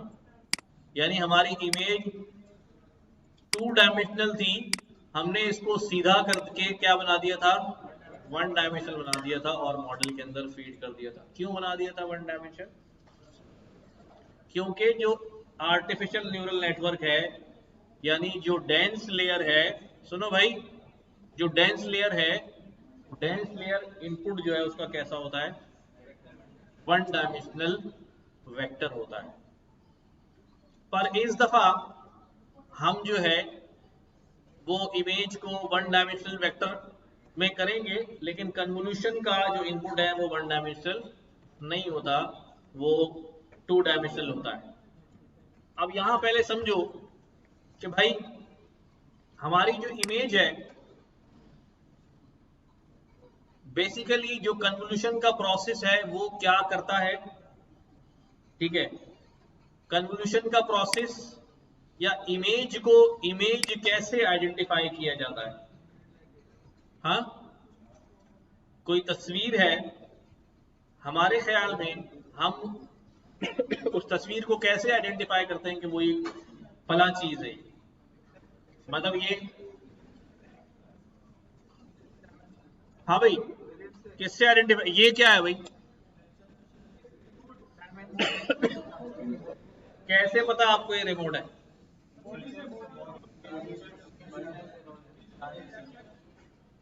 और डायमेंशन, मतलब जिसकी ये डायमेंशन होगी वो रिमोट होगा। ये भी रिमोट है क्या,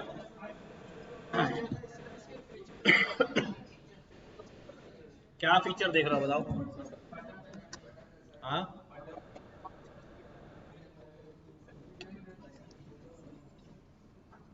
ठीक हो गया। बेसिकली इमेज जो है ये तो हमारे पास फिजिकल ऑब्जेक्ट है ना, ठीक है। अगर अगर मैं क्या करूं, अब आप फंसेंगे, तो भाई मैं रिमोट की इमेजेस ले लूं। अब ये तो तस्वीर है ना, फ्लैट तस्वीर है, ठीक है। अब इसमें कैसे पता कि रिमोट है? इस तस्वीर में ये रिमोट की है।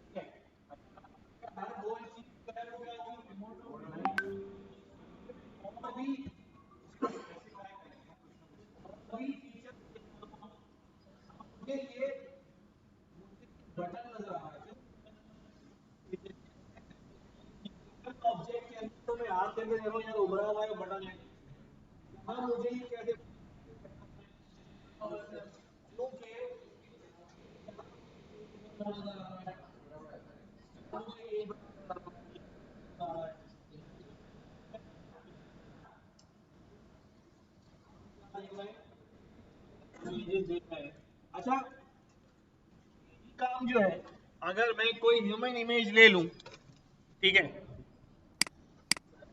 जी, बिल्कुल हो सकता है, ठीक है। अब ये नजर आ रही है कि इमेज, ठीक है, कौन लग रहा है ये? हाँ, इसको मैं जब भी देखता हूँ ये भी अता तारण लगता है, ये है ना।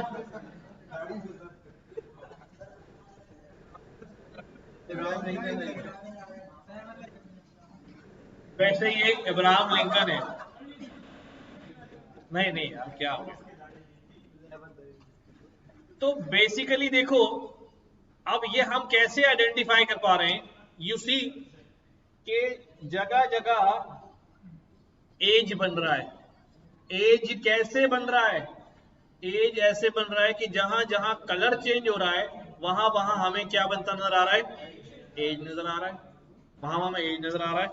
अच्छा, तो भाई कोई भी इमेज है, लाइक ये शक्ल देख रहा हूं मैं, ठीक है, हमें अब ये नाक कैसे लग रहा है, ये हॉट कैसे लग रहा है?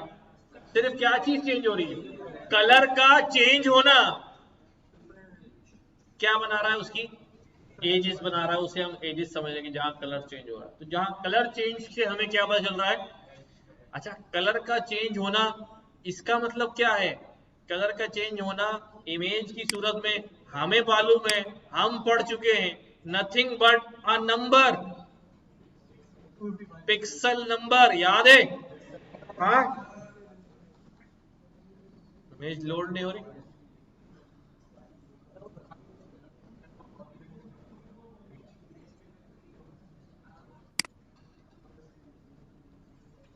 नहीं आ रही, या सी,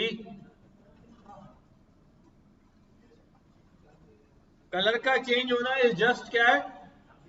नंबर का चेंज होना।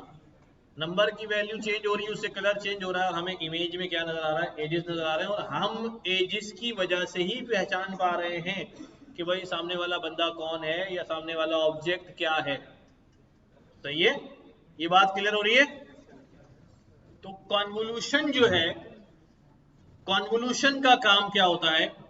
कॉन्वोल्यूशन का प्रोसेस किसी भी तस्वीर में से हमें एज मार्क करके देता है।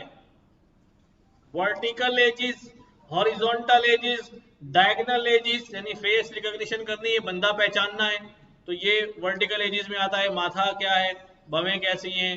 हॉरिजॉन्टल एजिस में आईज का क्या फीचर आ रहे हैं, नाक कैसे आ रही है, मुंह आ रही है। It's a complete science.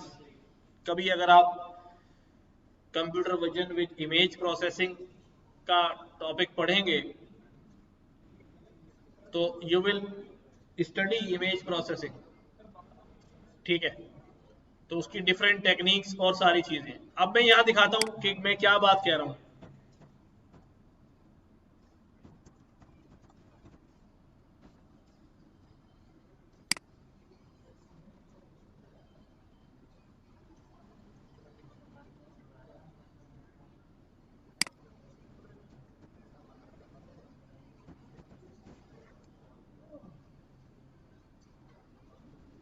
सी, ये ओरिजिनल इमेज है और ये इसके क्या है, हॉरिजॉन्टल एजेस हैं और ये इसके वर्टिकल एजेस हैं। ठीक है,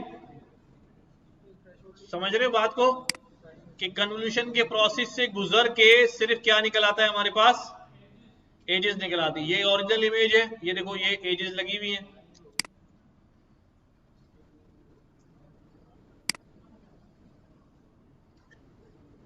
ठीक है, अब अगर मैं और इसमें आ जाऊं तो हमारे पास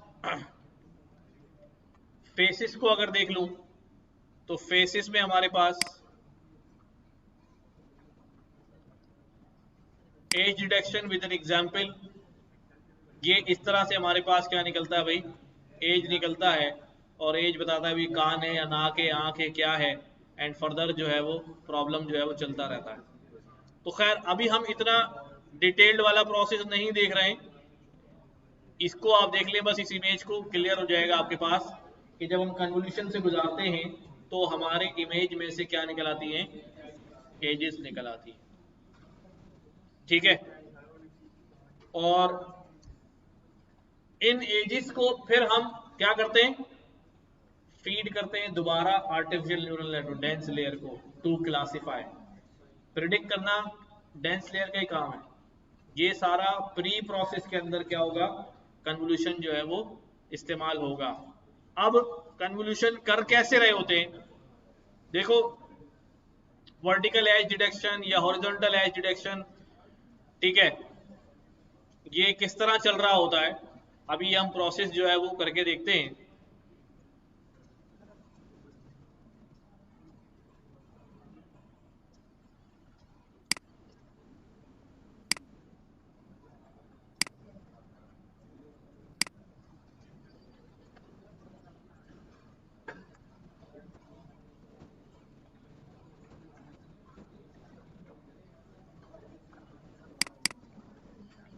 समझो भाई, जरा समझो।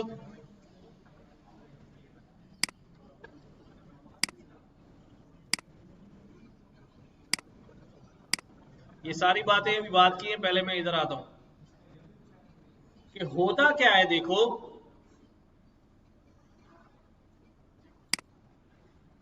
ये आपको नजर आ रहा है, जरा समझ लो इसको। हमारे पास जो है ना,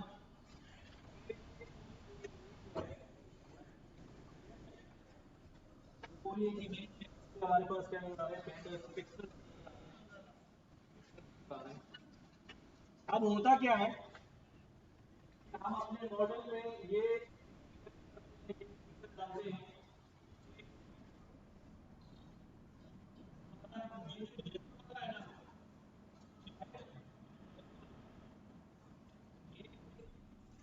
इसको हम कहते हैं टर्मिनल,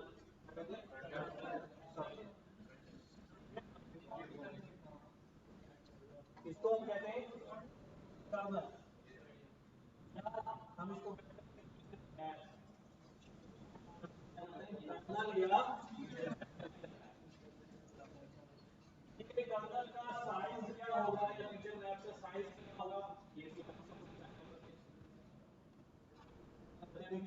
का साइज जो है वो,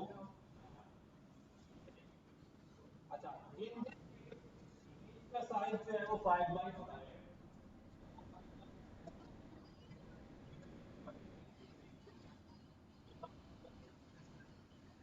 साइज 5x5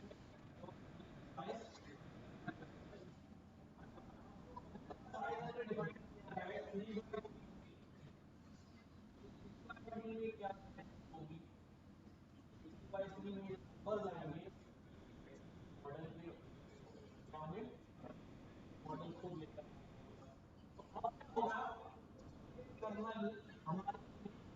3/3 यूज हो जाएगा। कर्नल का साइज 3/3 ना, तो ये कर्नल में जाके चिपक जाएगी। और कर्नल की जो वेट आ रहे हैं वो कर्नल के वेट से क्या हो जाएंगे, हो जाएंगे और आपस में प्लस करना शुरू हो जाएंगे।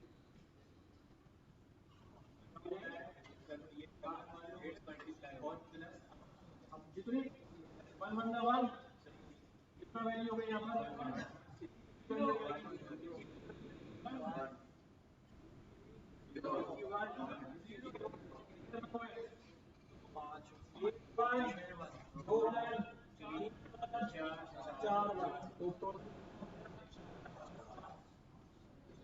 टोटल कितना हो गया। अगर मैंने रखा है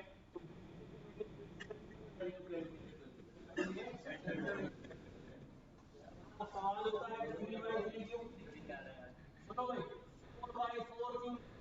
अगर मैं 4/4 रखूंगा तो सेंटर वैल्यू जो है वो गड़बड़ हो जाएगी। तो सेंटर क्या था,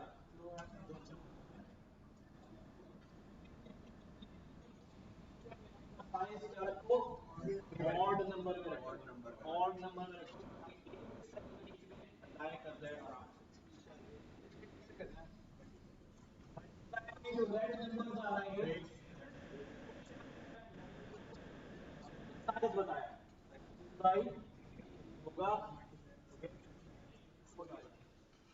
अब ये क्वेश्चन क्या, अब ये क्या करेगा भाई, वन विंडो इसको ऐड करेगा और यहाँ पर रह के दोबारा ये वाला कॉलम सिलेक्ट हो जाएगा, दोबारा क्या हो जाएगा ये मामला ऐसे हो जाएगा। वन विंडो और आ गया, क्या हो गया थी 3/3 पे क्या हो गया नहीं जाएगा और फिर विंडो नीचे उतना हो गया वैल्यू जनरेट होगी 9 साइज ओरिजिनल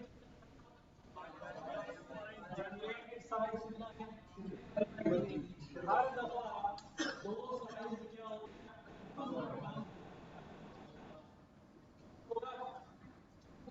यहाँ तक चलता हुआ आया, यहाँ पर आगे कुछ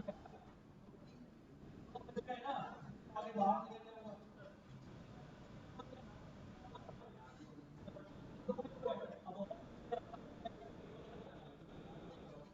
हर दफा दो का हम इसको बचा सकते हैं, करते हैं पैडिंग लगा दो कॉलम इधर एक कॉलम इधर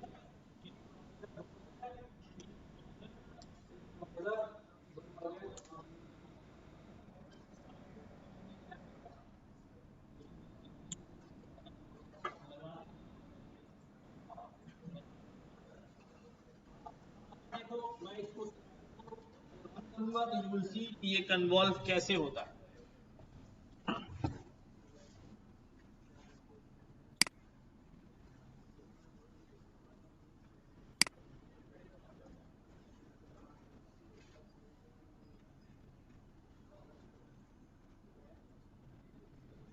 सही है,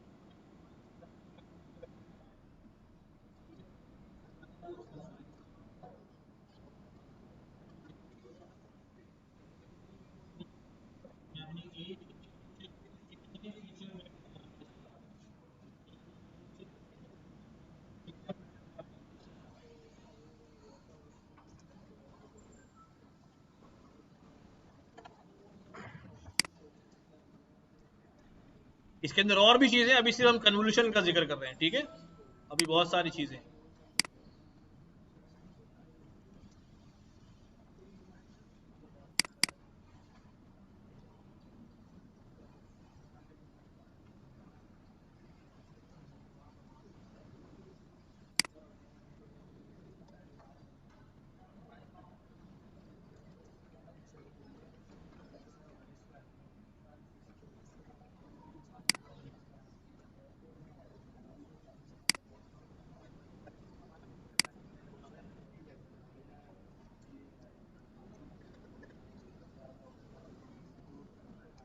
नजर आ रहा है?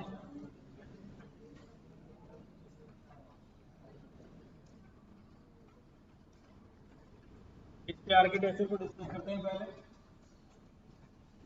कोई सीक्वेंशियल मॉडल है, कौन सी इस्तेमाल करी हमने, कन्वोल्यूशन।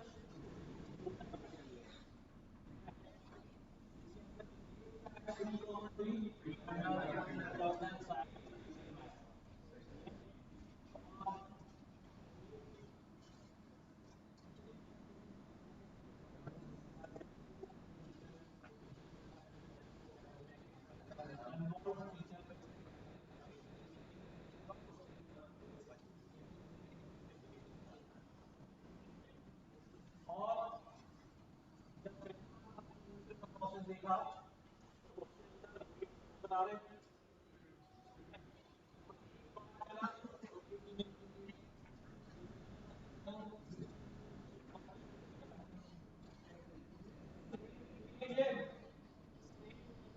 बल्कि जो कर्नल है क्या कर लेगा, तो सब कुछ बार बार आएगा, रिजल्ट बार बार आएगा। अब इसका मतलब यहाँ पर वेट कितनी दफा चेंज होंगे, 32 बार वेट चेंज होंगे। नहीं, मैं यही तो समझा रहा था। मैंने बोला इमेज का साइज देखकर फैसला करेंगे 5x5 रखना है, 7x7 या 9। अभी हमारी इमेज 28x28, बहुत छोटी इमेज। अगर ये साइज 100x100 होगा और मैं 3x3 रख दूंगा तो फिर प्रोसेसिंग बहुत बढ़ जाएगी ना, बहुत ज्यादा चलना पड़ेगा। तो फिर मैं कर्नल साइज को क्या कर दूंगा, बढ़ा के चेक कर लूंगा।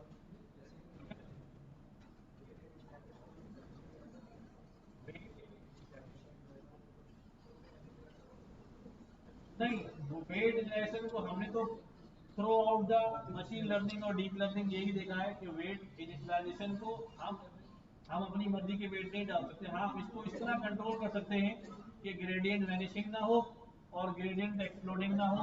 हम पेनल्टी लगाएं और भी 2-3 को लगाएं ताकि वेट जो है वो बड़े बड़े ना ले, ना बहुत ज्यादा छोटे छोटे वेट ले और नुकसान उठाए।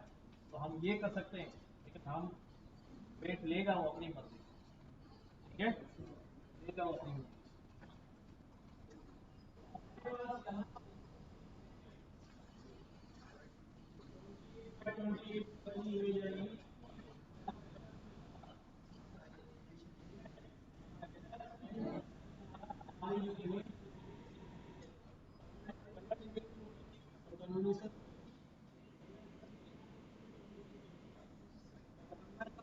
क्या होगा, मैं उसको दिखाता हूँ। पूरी बात करने से तो समझ में आ गया ना, नहीं है। नाउ सी, अगर मेरे पास 3D convolution for colored image, तो you will see अब जो है 3D इमेज है ना, समझ लो भाई इसको।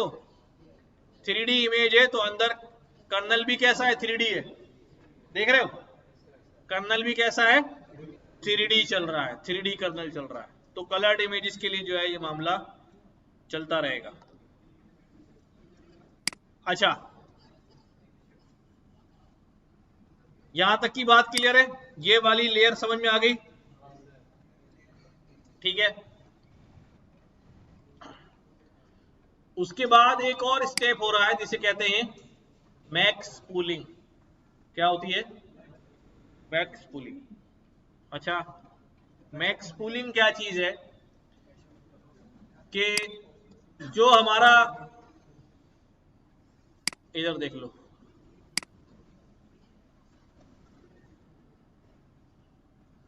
ये डिफरेंट टाइप के कर्नल्स हैं हॉरिजॉन्टल वर्टिकल के लिए।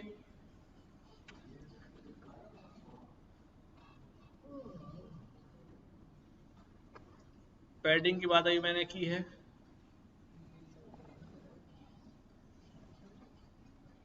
एक फीचर मैप आया, उसको रेलू एक्टिवेशन लगाया तो उसके बाद फीचर मैप क्या हो जाता है और बेहतर हो जाता है। Pooling step. अच्छा भाई, पूलिंग क्या होती है पहले इसको समझते हैं, इससे क्या समझ में आ रहा है?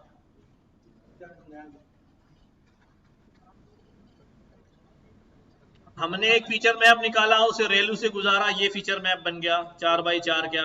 उसके बाद मैक्स पूल कर दिया। मैक्स पूल में क्या हुआ,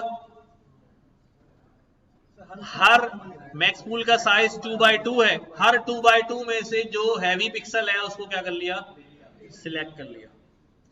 यहां मैक्स पूल भी हो सकता है और एवरेज पूल भी हो सकता है।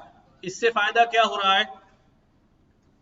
इससे फायदा ये हो रहा है कि इससे 3-4 किस्म के मुख्तलिफ फायदे हो रहे हैं।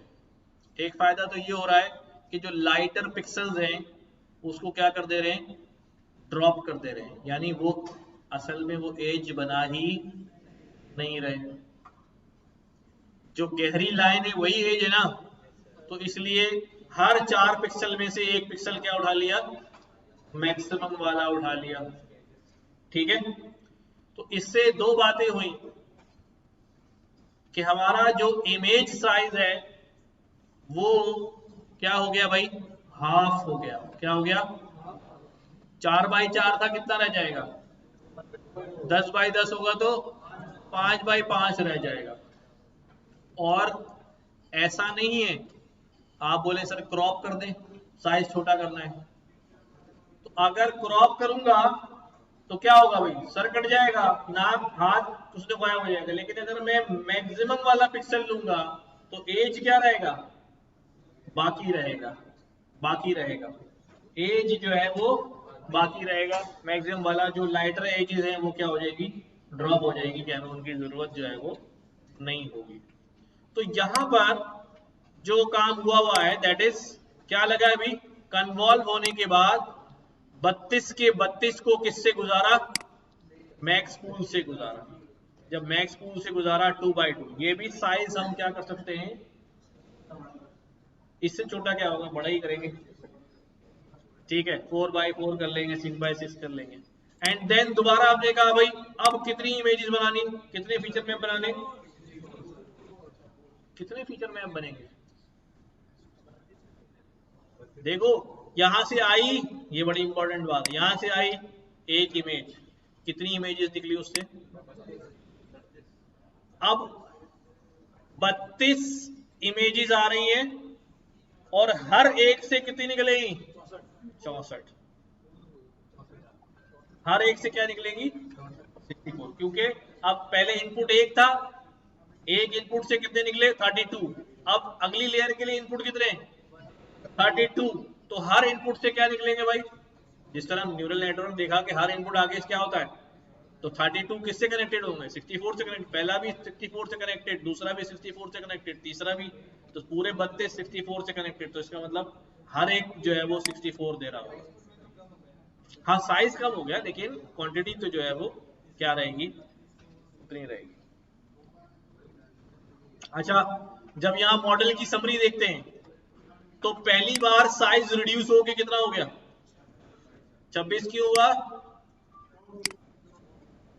Border effect.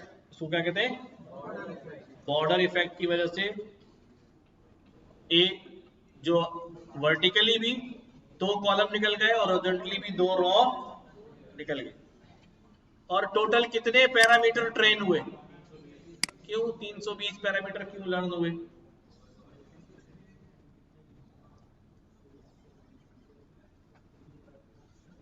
अक्सर इंटरव्यू में सवाल पूछ लिया जाता है इतने इनपुट हैं, इतने फीचर मैप, बताओ नंबर ऑफ पैरामीटर कितने जनरेट होंगे इस लेयर में।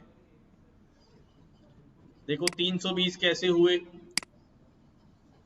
हमारे पास इनपुट में कितनी इमेजेस हैं, एक इमेज है, ठीक है। एक इमेज से हमने कितनी इमेजेस निकाली हैं, 32 निकाली हैं, ठीक है। और हर इमेज जो निकल रही है उसका फीचर मैप कितना है, यानी हर इमेज के लिए कितने वेट जनरेट हो रहे हैं, 3/3 यानी 9। तो 32 इंटू 9 कितने हो गए, हाँ 208। ओ भाई प्लस नहीं हो रहा है, मल्टीप्लाई हो रहा है, 288 हो गए। तो 320 कैसे हुए, हर इमेज पे एक बायस की वैल्यू भी तो होगी बाबा। कितनी इमेजेस हैं, तो प्लस 32 कितने हो गए, 320। समझ में आई बात। हर जो 32 इमेजेस निकली हैं, हर एक पे क्या होगा, एक बायस भी तो वैल्यू होगी। तो यहां से निकला है हमारे पास 320। अगली हमने लगाई मैक्स पूलिंग लेयर। इस मैक्स पूलिंग लेयर में साइज क्या हो गया 32 इमेजेस का, साइज छोटा हो गया, आधा हो गया यार, 0 क्यों हो गया भाई, क्या हो गया। पैरामीटर कोई लर्न नहीं हुआ क्योंकि ये लर्निंग वाली लेयर है ही नहीं, इसको कहते हैं स्टेटलेस लेयर। कैसी लेयर है ये, जहां कोई लर्निंग नहीं होती उसको क्या कहते हैं, स्टेटलेस लेयर। अब ये 13 पे दोबारा कन्वोल्यूशन चला और कितनी इमेजेस जनरेट हुई, और साइज क्या हो गया, दो कम हो गए। अब पैरामीटर कह रहा है एक 18,496 पैरामीटर जनरेट हुए। कैसे, हमारे पास 32 इमेजेस हैं, 32 इमेजेस में से कितनी जनरेट करा रहे हैं हम, 64, और हर एक में कितने पैरामीटर आ रहे हैं, 9 प्लस 64 22, जरा करो मल्टीप्लाई, 18496, यही आ रहा था वो।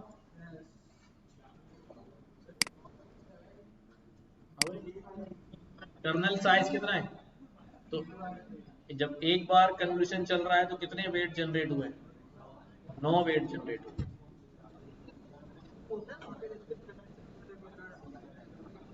दिखा तो रहा है समरी में, हम कहीं और थोड़ी देख रहे हैं, समरी देख रहे हैं ना मॉडल की।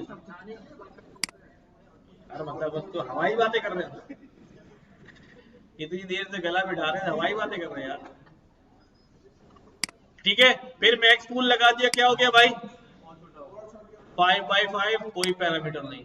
और अगली बार कन्वोल्यूशन में भेजा तो क्या साइज हो गया, 3/3। कितने पैरामीटर जनरेट हुए, 36,928। इसको भी देख लो भाई। अब की दफा हमारे पास कितने इनपुट है, 64। कितने जनरेट करा रहे हैं, 64 मल्टीप्लाई बाय हर दफा 9 प्लस 64। करना जरा कितने हो गए, सही है, 36,928। ये तो हो गया कन्वोल्यूशन का पार्ट। इसमें टोटल पैरामीटर जनरेट हुए 55,744। सही तो हो गया, हम तो एक वेट नहीं एडजस्ट कर पाते थे, 55,000। ठीक है, non trainable parameter 0। Non trainable parameter क्या होते हैं, नहीं ये हम सीखेंगे किसमें से, मैक्स नहीं निकाला, हाफ किया, मैक्स पूल लगाया ना।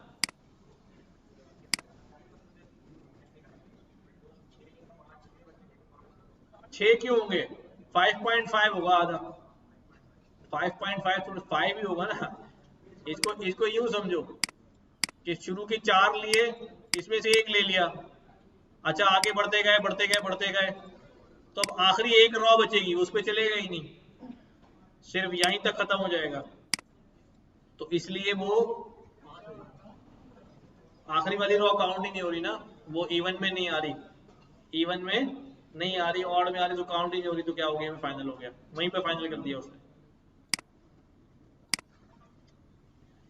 अच्छा भाई आगे क्या होगा, आगे हम इसको क्या कर देंगे भाई, इधर देखो, इसको क्या कर दिया, फ्लैट कर दिया। फ्लैट क्यों करा, क्योंकि वेक्टर बनाना है, आगे डेंस लेयर से क्या बोलना है कि भाई प्रिडिक्शन करो, इसलिए आगे फ्लैट करके किस में डाल दिया, डेंस लेयर में डाल दिया। 64 न्यूरॉन्स बनेंगे और आखिरी में 10। हाँ, तो इसके दो पार्ट है, एक पार्ट कन्वोल्यूशन का है और एक पार्ट एनएन का है। कन्वोल्यूशन ने अपना पार्ट कर लिया, इमेज की एजेस निकाल दी, अब वो एजेस प्रिडिक्शन के लिए किसको भेज रहे हैं, एएनएन को भेज रहे हैं। प्रिडिक्शन का काम एएनएन ही करेगा, ठीक है। तो दैट्स, आगे जो है जब फ्लैटन लेयर लगाई 576, 64 और फिर 10, 650, टोटल जो है वो 93,322 पैरामीटर जनरेट हुए और हमारा आउटपुट जो है वो निकल आया। ये कह रहे हैं इससे छोटा क्यों नहीं किया, छोटा करूंगा तो कुछ बचेगा ही नहीं, सही है। तो चला के देखें इसको, अभी टाइम हो जाएगा।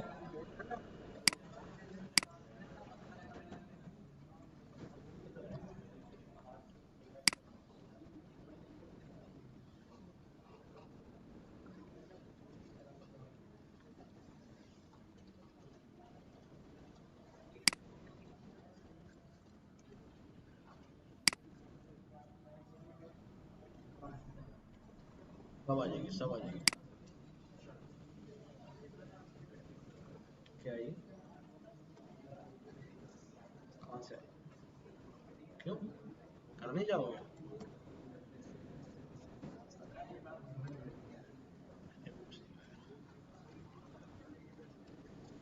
दो बाकर खाने खाए छोटे छोटे, दो बाकर खाने खाए सुबह सुबह नाश्ते।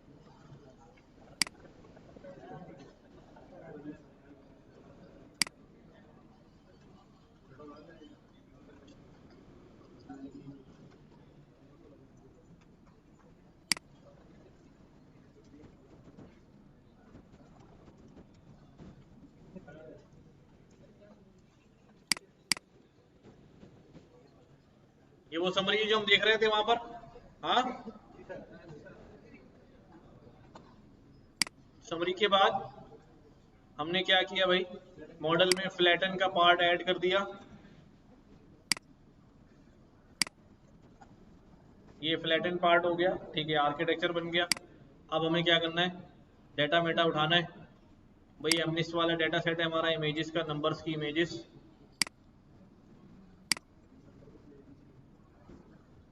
डेटा सेट लोड करा दिया, देन वही सारा प्रोसेस है जो हम पहले करते रहे।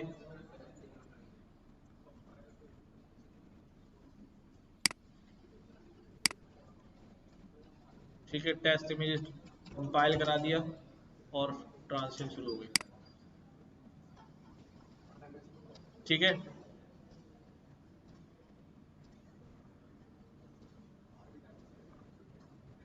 तो अब आपको समझ में आ रहा होगा ये लॉस ग्रेडियंट डिसेंट पीछे इसके साथ क्या कर रहा है, हाँ, आहिस्ता आहिस्ता एडजस्ट करता जा रहा है, बायस और वेट्स की वैल्यू और कैलकुलेट करता जा रहा है।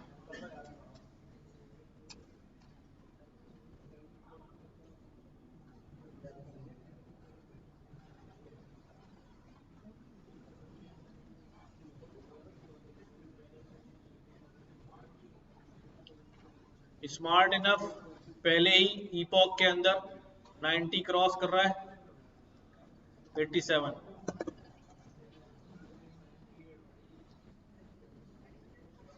जी दूसरे ईपॉक में पहुंच गया। तो कन्वोल्यूशन इज मच स्मार्टर,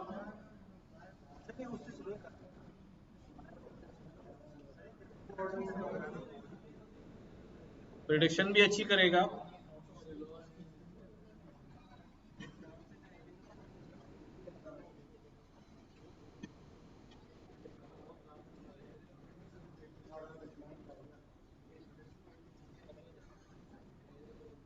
अब आप लोग एक काम करें, बस स्ट्रीमलीट पे इसकी एप्लीकेशन बनाएं, मॉडल ट्रेन करें, सेव करें, स्ट्रीमलीट पे ले जाएं, लोड कराएं, डाटा इनपुट लें, इमेज अपलोड करवाएं यूजर से। ये वाला स्ट्रीमलीट पे कर लिया था, सबने कर लिया। बस सही है। तो उसके अंदर अब एक कन्वोल्यूशन का मॉडल भी ले लो, स्ट्रीमलीट पे ड्रॉप डाउन लगा लो कि भाई एनएन से प्रिडिक्शन करनी है, सीएनएन से करनी है, सीएनएन सेलेक्ट करेगा तो सीएनएन वाले मॉडल चला दो, उससे प्रिडिक्शन निकालो, ये ऐड हो जाएगा। अच्छा, आपके पोर्टफोलियो में रहेगा। सही है, बस ये चल रहा है, पैक करें और थोड़ा एक्सप्लोर कर लेना ग्रेडियंट डिसेंट को, और ठीक है।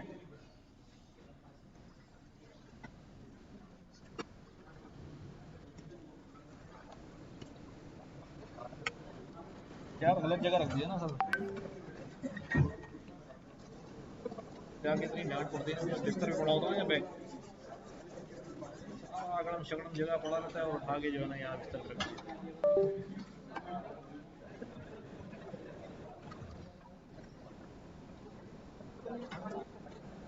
वालेकुम अस्सलाम। कहाँ की पढ़ाते हुए मैसेज कहाँ है? कोई भी मैसेज नहीं आया। अच्छा, ऊपर है। सर आपसे एक बात, ये एक एडवाइस लेनी थी कि लैपटॉप ले रहा हूँ, i7 8 बेहतर रहेगा या i5 11 जनरेशन? i7 जनरेशन बेहतर रहेगा या i5 11 जनरेशन? i5 11 जनरेशन और i7 8 जनरेशन लेटेस्ट लो यार। 11 प्राइस लेटेस्ट होती है ना, उसमें चीजें लेटेस्ट टेक्नोलॉजी की, प्राइस एक ही है दोनों की, generation latest low.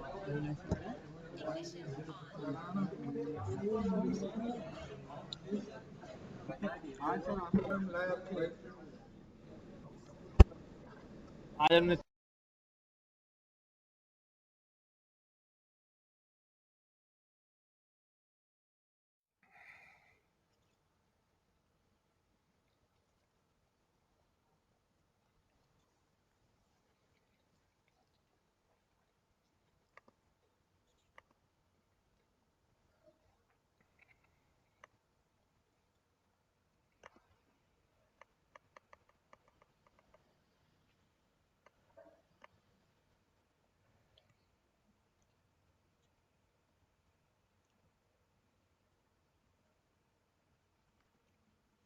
Work is a pain in the apps.